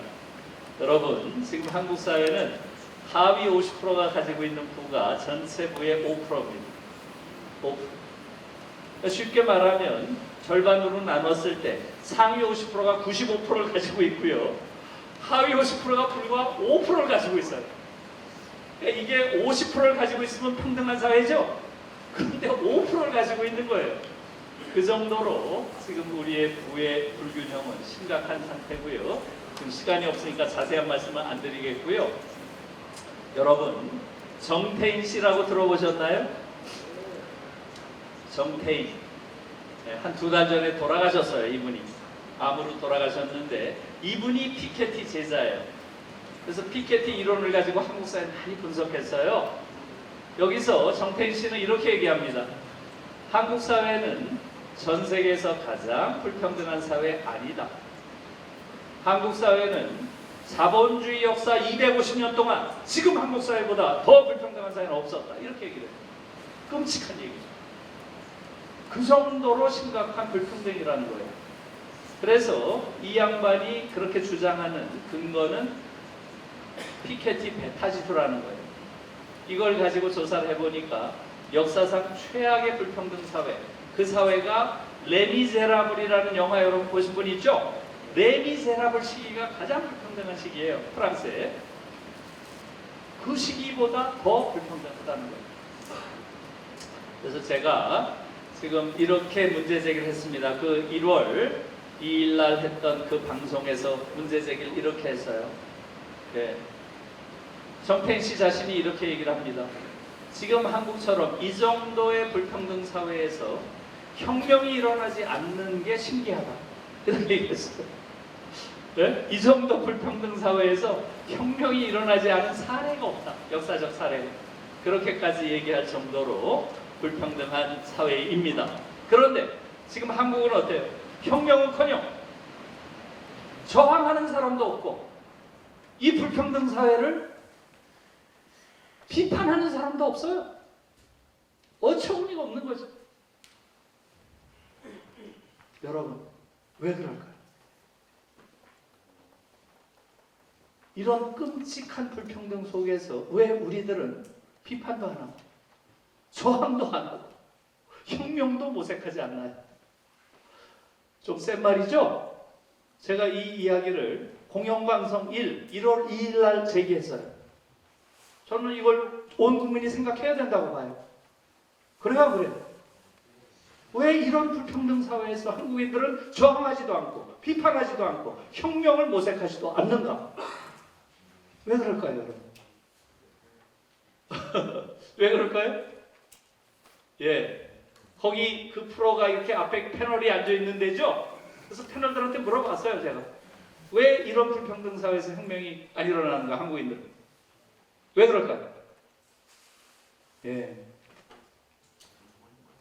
예, 뭐라고 하셨어요? 밥줄이 걸려 있어서. 밥줄이 걸려 있으니까 사실은 더 비판을 해야죠. 예. 그것도 중요한 말이에요. 어쨌든 불안 때문에, 그죠? 불안. 우리를 지배한 거 어찌 보면 불안이죠. 불안. 예? 내가 이 체제와 맞설 때, 이 체제가 나를 쳐냈을 때, 그 이후에 감당할 수 없는 어떤 불안들, 이것이 있는 거죠. 중요한 말씀입니다. 또 왜 그럴까요? 예. 제가 내린 결론은 이거였습니다. 능력주의. 능력주의. 능력주의라고 하는 게 한국인의 머리를 완전히 지배하고 있습니다. 지금 한국 사회는 갈갈이 찢어져 있는 사회인데 이 능력주의만은 모든 사람들이 공유하고 있어요. 진보든 보수든 좌든 우든 노인이든 젊은이든 남성이든 여성이든 모두가 능력주의에 포획되어 있습니다. 그래요 안 그래요? 그래서 한국인들은 자신의 불행의 원인을 사회 구조에서 한국 자본주의에서 찾지 않습니다. 누구에게서 찾아요? 자기에게서 찾습니다. 내 불행의 원인은 나에게 있어. 무능한 나에게 있는 거예요. 내가 좋은 대학 못 가서, 내가 너무 놀아서, 내가 잘못해서, 어쩌고 저쩌고 전부 자기 탓으로 돌리도록 교육받았어요. 그래서 혁명을 하기는커녕 자살을 합니다. 자기 문제의 근원이 자기에게 있다고 보니까 자기를 응징하는 거예요. 자살하거나 자해합니다. 이게 한국 사회예요. 그래서 전 세계에서 가장 불평등한 사회인데 혁명의 모습, 저항의 모습은 보이지 않고요. 온 천지에서 자살하는 사람이 넘쳐납니다. 이게 지금 한국 사회 현실이에요. 참혹하죠. 진실이란 건 참혹한 거예요. 한국인들은 지금 이 진실을 다 피해가고 있어요. 다 피해가고 있어요. 그러니 한국 사회를 변화시킬 가능성이 없어지는 거죠. 이러한 능력주의를 뒷받치는 가장 강력한 것이 소위 공정이란 이데올로기예요. 공정. 특히 젊은 세대는 이 공정 이데올로기에 완전히 포획되어 있어요. 지금 이 사회를 지배하는 자들이 너무나 룰루랄라 이런 엄청난 불평등 사회를 전혀 저항받지 않고 지배할 수 있는 이유는 뭐겠어요? 바로 이데올로기의 지배입니다. 우리의 의식을 장악함으로써 지배하는 거예요. 혁명의 의지 자체를 완전히 봉쇄해버리는 거죠.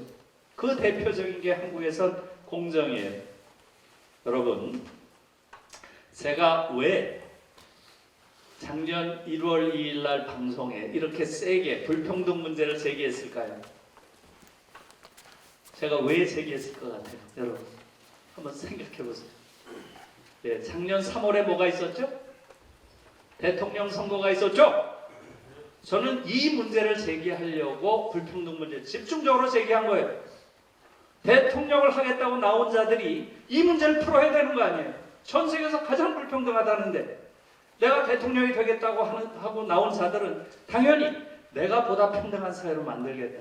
내가 이 불평등 문제를 최대한으로 줄이겠다. 이렇게 해야 되는 거 아닌가요? 그래서 제가 이 문제를 제기한 거예요.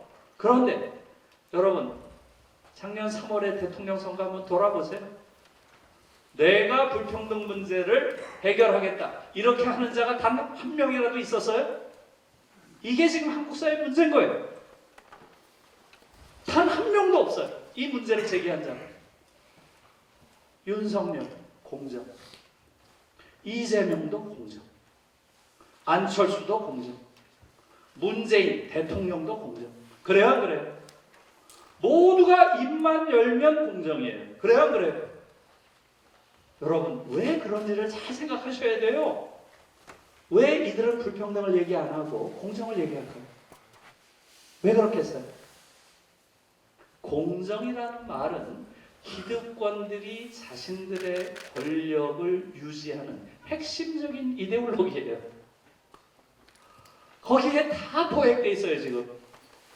여러분, 공정이란 말은 한국 사회의 경쟁의 정글을 정당화하는 가장 중요한 이데올로기예요.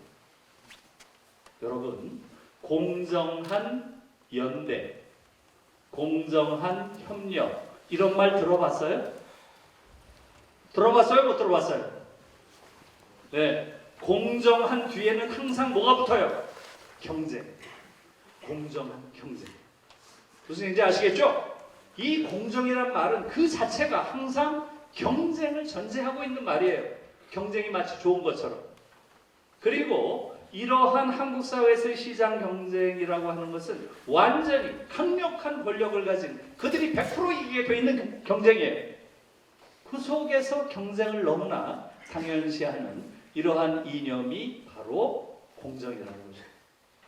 그래서 사실상 어때요, 여러분? 왜 이들 모두가 공정을 내세우겠어요?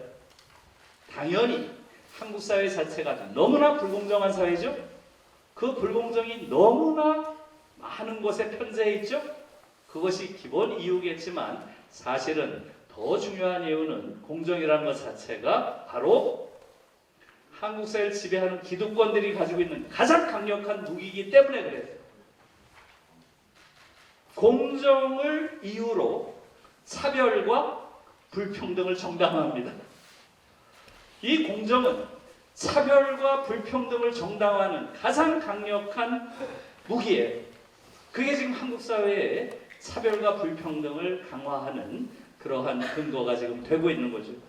그 부분에 대해서 많은 성찰이 필요한 겁니다. 여러분, 지금 한국 사회는 불평등이 세계에서 제일 심하다.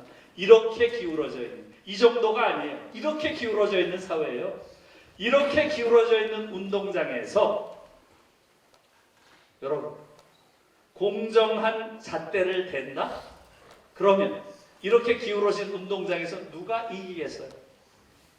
너무나 간단한 이야기예요. 그래서 이런 부분에 대한, 특히 공정과 관련해서는 여러분들이 깊은 생각이 좀 필요하다 하는 것이고요. 바로 이 책이 지금 재작년에 나온 책인데요. 이 책이 정말 중요한 책이에요. 공정이라고 하는 이데올로기라는 게 얼마나 끔찍한 사회를 만들어내는지 그것을 보여주는 책입니다. 마이클 샌델, 지금 하버드대 교수죠. 정의란 무엇인가? 이것으로 한국에서 많이 알려졌죠? 네, 공정하다는 착각. 공정하다는 착각. 이 책이 지금 우리가 공정이라는 말로 이야기하는 것이 얼마나 끔찍하게 위선적인 것인지 이것을 이야기하고 있어요. 꼭 한번 읽어보시길 권합니다. 그래서 이 책의 원래 제목은 여기 써 있어요. The Tyranny of Merit입니다. The Tyranny of Merit. 이 제목 자체가 조금 잘못되어 있는데요. 메리트라고 하는 건 우리가 알다시피 무슨 장점이라든가 또는 능력이라고 일반적으로 번역하는 거고요.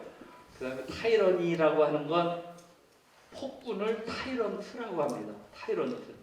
그러니까 서양에서는 타이런트 하면 제일 먼저 떠올리는 게 네로예요. 네로. 로마 시대 폭군이죠. 네, 그 네로가 전형적인 타이런트입니다. 타이러니 하면 폭군의 정치, 폭정, 이걸 타이러니라고 해요. 그러니까 이 책의 원래 제목은 뭐예요? 능력의 폭정, 이런 말이에요. 그걸 의역을 한 거예요. 쉽게 말하면 이겁니다. 능력주의는 폭군이다, 이런 말이에요. 쉽게 말하면. 이걸 여러분들이 잘 생각하셔야 돼요. 한국인들은 다 능력주의를 다 좋은 것이라고 내면하고 있죠. 능력 있는 놈이 부와 권력을 행사하는 게 너무나 당연한 거 아니야? 이렇게 생각하고 있잖아요. 그걸 다 받아들이고 있죠. 내 불행은 내가 능력이 없으니까 당하는 거니까 당연한 거지. 이렇게 하고 있잖아요. 그래야 안 그래요? 능력주의를 한국인들은 다 내면하고 있어요. 그런데 샌델 교수가 지금 하는 말은 뭐예요? 능력주의? 그게 한 사회의 공공선을 다 때려부시는 폭군이야. 이렇게 얘기하는 거예요. 놀라운 책입니다. 이 책이. 이걸 한국에선 공정하다는 착각으로 굉장히 유화시켜서 지금 이야기를 하고 있어요. 굉장히 지금 중요한 얘기를 하는 거예요.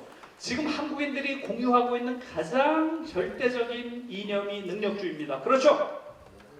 결국은 한 사회에서 누군가가 누리는 부와 권력은 그의 능력에 따라서 결정되는 게 당연하다. 이렇게 느끼는 거 아니에요? 여기에 모든 사람들이 공유하고 있잖아요. 그러니까 지금 나의 불행은 내가 못나서 그렇다. 이렇게 다 모든 책임을 자기한테 돌리는 거죠. 이 능력주의가 지금 샌델에 의하면 뭐예요? 한 사회를 다 때려부시는 폭군이라는 거예요. 엄청 도발적인 책이죠. 그렇죠? 왜 그렇게 써요? 이해가 안 되죠? 능력주의가 왜 그렇게 나쁜 것일까? 이해가 안 가죠? 제가 조금만 설명을 드릴게요. 짧게. 여러분, 샌델 교수가 한국에선 정의란 무엇인가 이걸로 많이 알려져 있지만 이분이 정치학자죠. 하버드 대학교 정치학과 교수입니다. 근데 이분은 정치 철학을 하는 분이에요. 철학. 그러니까 정치 사상과 관련된 부분을 문제 삼는 것인데 정치 사상과 관련해서 제일 중요한 개념이 정의 개념이겠죠. 그래서 정의란 무엇인가 이런 책을 썼고 한국에서도 굉장히 많이 읽혔어요. 요번에도 마찬가지입니다. 여러분들과 똑같은 의문에서 출발한 거예요. 아마 여러분들도 최근에 미국 사회를 보고 너무나 놀랐을 거예요. 그렇죠? 지금 코로나가 오고 나니까 어때요? 전 세계에서 코로나로 가장 많은 사람이 죽은 나라가 어딘가요? 압도적으로 1위가 미국이죠? 왜 이렇게 압도적으로 많이 죽었을까요? 의료 체제가 없잖아요. 공공의료가 없어요. 아예 돈 있는 놈은 살고 없는 놈은 죽는 거예요. 모든 걸 시장에 맡겨놓는 나라예요. 다 아시죠? 네? 거기에 놀랬을 거예요. 또 어디에 놀랬어요? 도널드 트럼프에 다 놀랬죠? 어떻게 저런 놈이 대통령이 될 수가 있나? 전 세계가 놀란 거예요. 그래서 지금 마이클 샌델이 공인한 게 바로 그겁니다. 미국 사회에 어디가 문제가 있어서 미국 사회가 이렇게 야만적인 사회로 완전히 몰락할 수 있었는가? 이걸 분석한 거예요. 전 세계가 놀랬잖아요. 미국 사회를 보고. 트럼프 지지자들이 미국 의사당에 몰려가서 다 때려부시고 난동 부리고 다 봤죠? 그래요, 안 그래요? 아니 민주주의 모범국이라고 하는 미국에서 어떻게 이런 일이 가능하지? 그래요, 안 그래요? 여러분들도 다 의문을 가졌을 거예요. 이 의문에 대해서 가장 깊이 고민한 게 누구겠어요? 샌델이죠. 자기는 정치학과 교수니까 이 현상에 대해서 원인을 규명해야죠. 트럼프 현상이 어떻게 가능한지 그것을 분명히 밝혀내야 될 거 아니에요. 샌델 입장에서는 자기의 학자적 사명이죠. 그래서 쓴 책이 이 책이에요. 트럼프 같은 저런 괴물이 미국 사회를 이렇게 망가뜨려 놓는 그러한 원인은 무엇인가? 그것을 분석한 거예요. 그 원인이 뭐라는 거예요? 능력주의. 능력주의 경쟁 교육이 미국 사회의 가치를 다 때려부신 그러한 폭군이다. 이런 얘기예요. 다 이런 폭군이다. 네? 그래서 지금 미국 사회의 이런 류의 능력주의는 사회가 아니라 미국을 정글로 몰아가고 있다. 이런 얘기예요. 특히 하버드, 예일, 스탠퍼드, 프린스턴 미국에서 아이비리그를 나왔다고 하는 최고의 엘리트들이 벌이고 있는 행태, 이것이 미국 사회에 바로 트럼프와 같은 저러한 괴물을 탄생시킨 근원이라는 거예요. 다시 말하면 미국 사회를 지배하고 있는 소수 엘리트들, 조금 전에 말한 그 명문 사립대학을 나온 소수의 엘리트들이 보이는 오만방자함과, 오만방자함이라는 표현을 써요. 휘브리스라고 하는 아주 센 표현을 씁니다. 아주 정신병적 오만함, 이런 표현이에요. 무지하게 센 말이죠. 여러분, 저 휘브리스란 말은 지금 한국 엘리트들한테 그대로 적용되지. 한국의 의사들, 판검사들이 보이는 행태들 보세요. 오늘 아침에 신문 보니까 너무 기가 막히더라고요. 50억을 받은 놈을 무죄로 선고하는 이 오만방자함, 이거 어디서 오는 거예요? 국민을 얼마나 깔보면 50억 받은 놈을 무죄로 판결하는 이런 판결을 내릴 수가 있어요. 국민을 두려워하지 않으니까 그런 판결을 내리는 거예요. 그것은 오만방자함에서 온 거죠. 학교 다닐 때 늘 공부만 조금 잘하면 모든 게 용서되는 그런 교실에서 12년 동안 교육받아봐요. 오만방자하게 이럴 데 없는 아이들을 만들어내는 거죠. 저는 그들도 그런 의미에서 희생자라고 봐요. 한국 교육이 만들어낸. 샌델이 똑같은 분석을 하고 있어요. 이 책에서. 그러니까 꼭 읽어보시라는 거예요. 미국 사회를 이런 야만 사회로 만든 것은 그런 미국 사회를 지배하는 소수 엘리트들의 정신병적 오만함, 휘브리스, 이런 표현을 써요. 휘브리스. 그리고 다수 대중이 느끼는 굴욕감. 한국 사회 똑같습니다. 네? 다수 대중들은 굴욕감을 느껴요. 그걸 보면서. 그래서 샌델은 이 책에서 이렇게 얘기를 하고 있습니다. 능력주의 사회에서 특히 저학력 백인 노동자들이 느끼는 굴욕감과 분노가 계급적 증오보다 더 강했다. 이게 이 책의 핵심적인 분석이에요. 전통적으로는 민주당을 노동자들이 집에 다 선택했습니다. 대체로 7대 3이에요.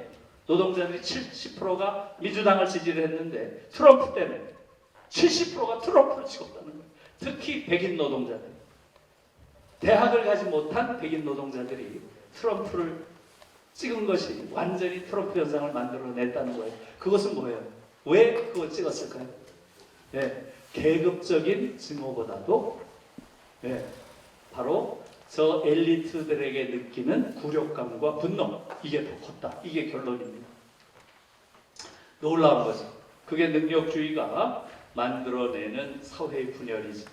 능력주의가 사회를 다 때려부신다 했을 때 사회를 어떻게 때려부셔요? 소수의 오만방자한 엘리트들과 대다수의 굴욕감을 느끼는 대중들로 때려부신다는 거죠. 또 여기서 말하는 중요한 것이 뭐냐 하면 바로 dignity of work라는 표현을 쓰고 있어요. 저는 거기에 좀 놀랐습니다. dignity of work. 노동의 존엄. 노동의 존엄이란 개념을 샌델 교수가 쓰고 있어요. 이건 뭐예요?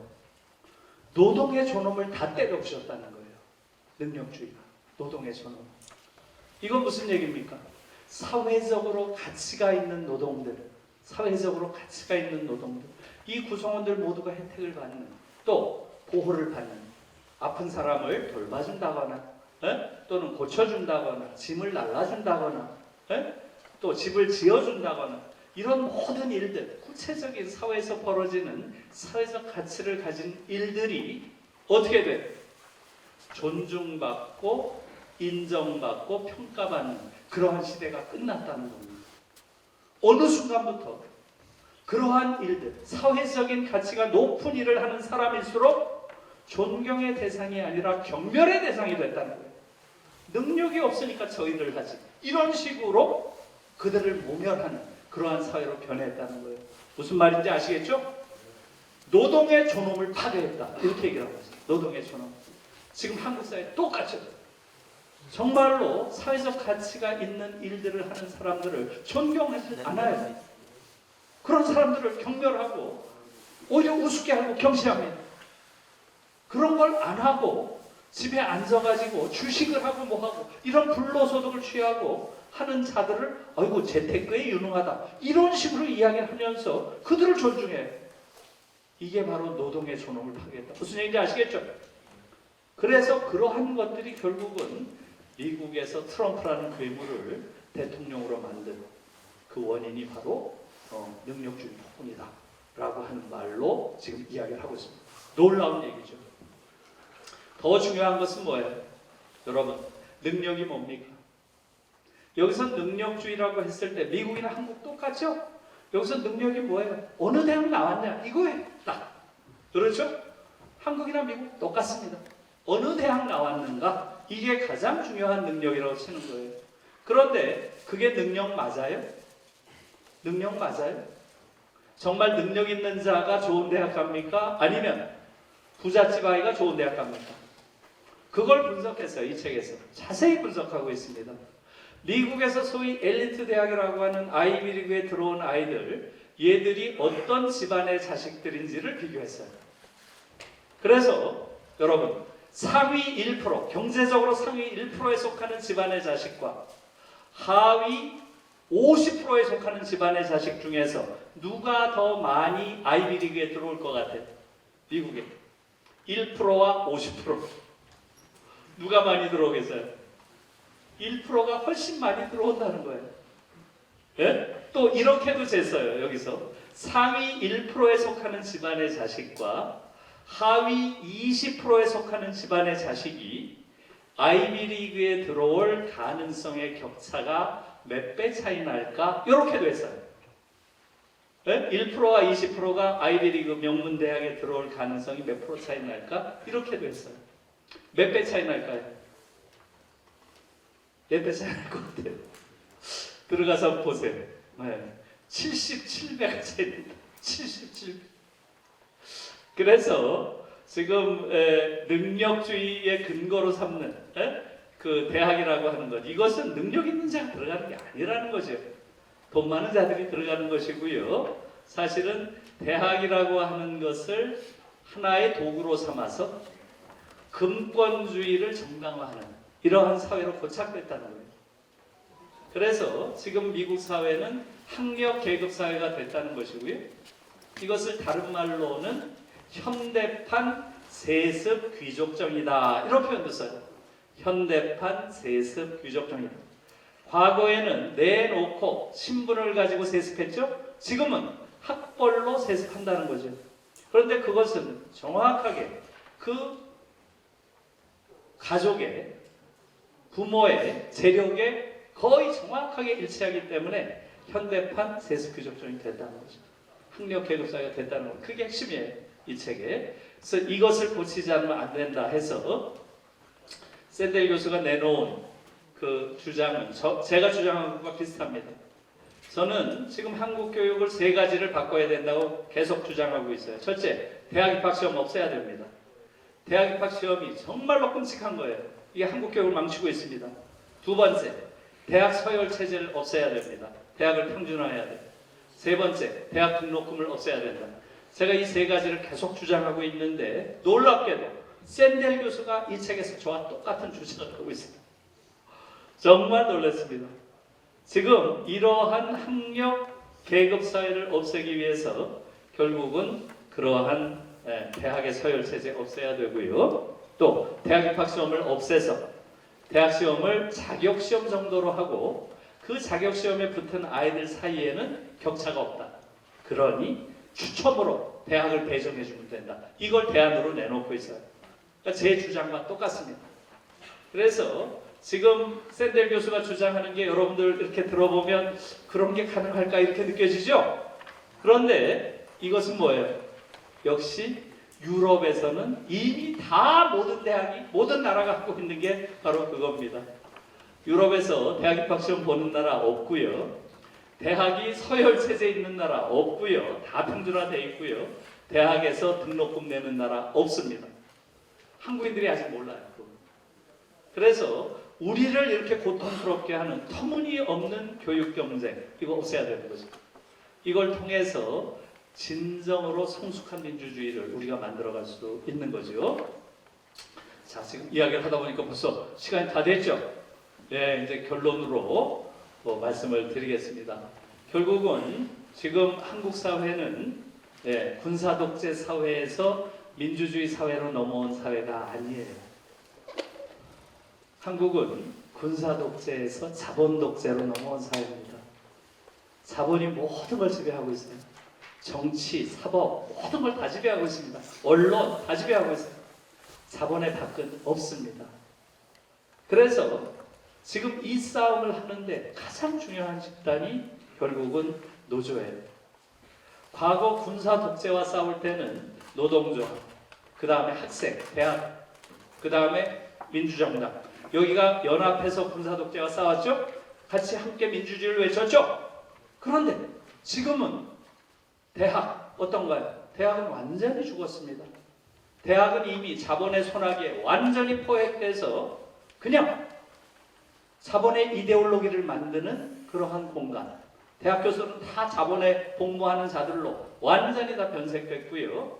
그 다음에 학생들은 대학을 직업훈련소로 알고 있어요. 지금 그러한 과거의 대학은 죽었습니다. 그 다음에 정당 보세요. 지금 민주당, 저게 야당인가요? 완전히 기득권 정치 계급에 포획되어 있어요. 저들 자체가.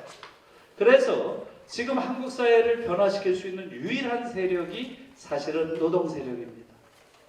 그렇게 해서 이 노동 세력이 한국 사회를 바꾸는 가장 중요한 단초가 지금 그 역할을 맡을 수밖에 없는 그러한 상황이 되어 있는 것이고요. 그래서 오늘 이 자리가 여러분들이 지금 이 활동하는 이 노조 활동이 갖는 사회적 의미가 뭔지, 역사적 의미가 뭔지 이런 것들을 한번 돌아볼 수 있는 그런 시간이 되었으면 좋겠습니다. 예, 고맙습니다.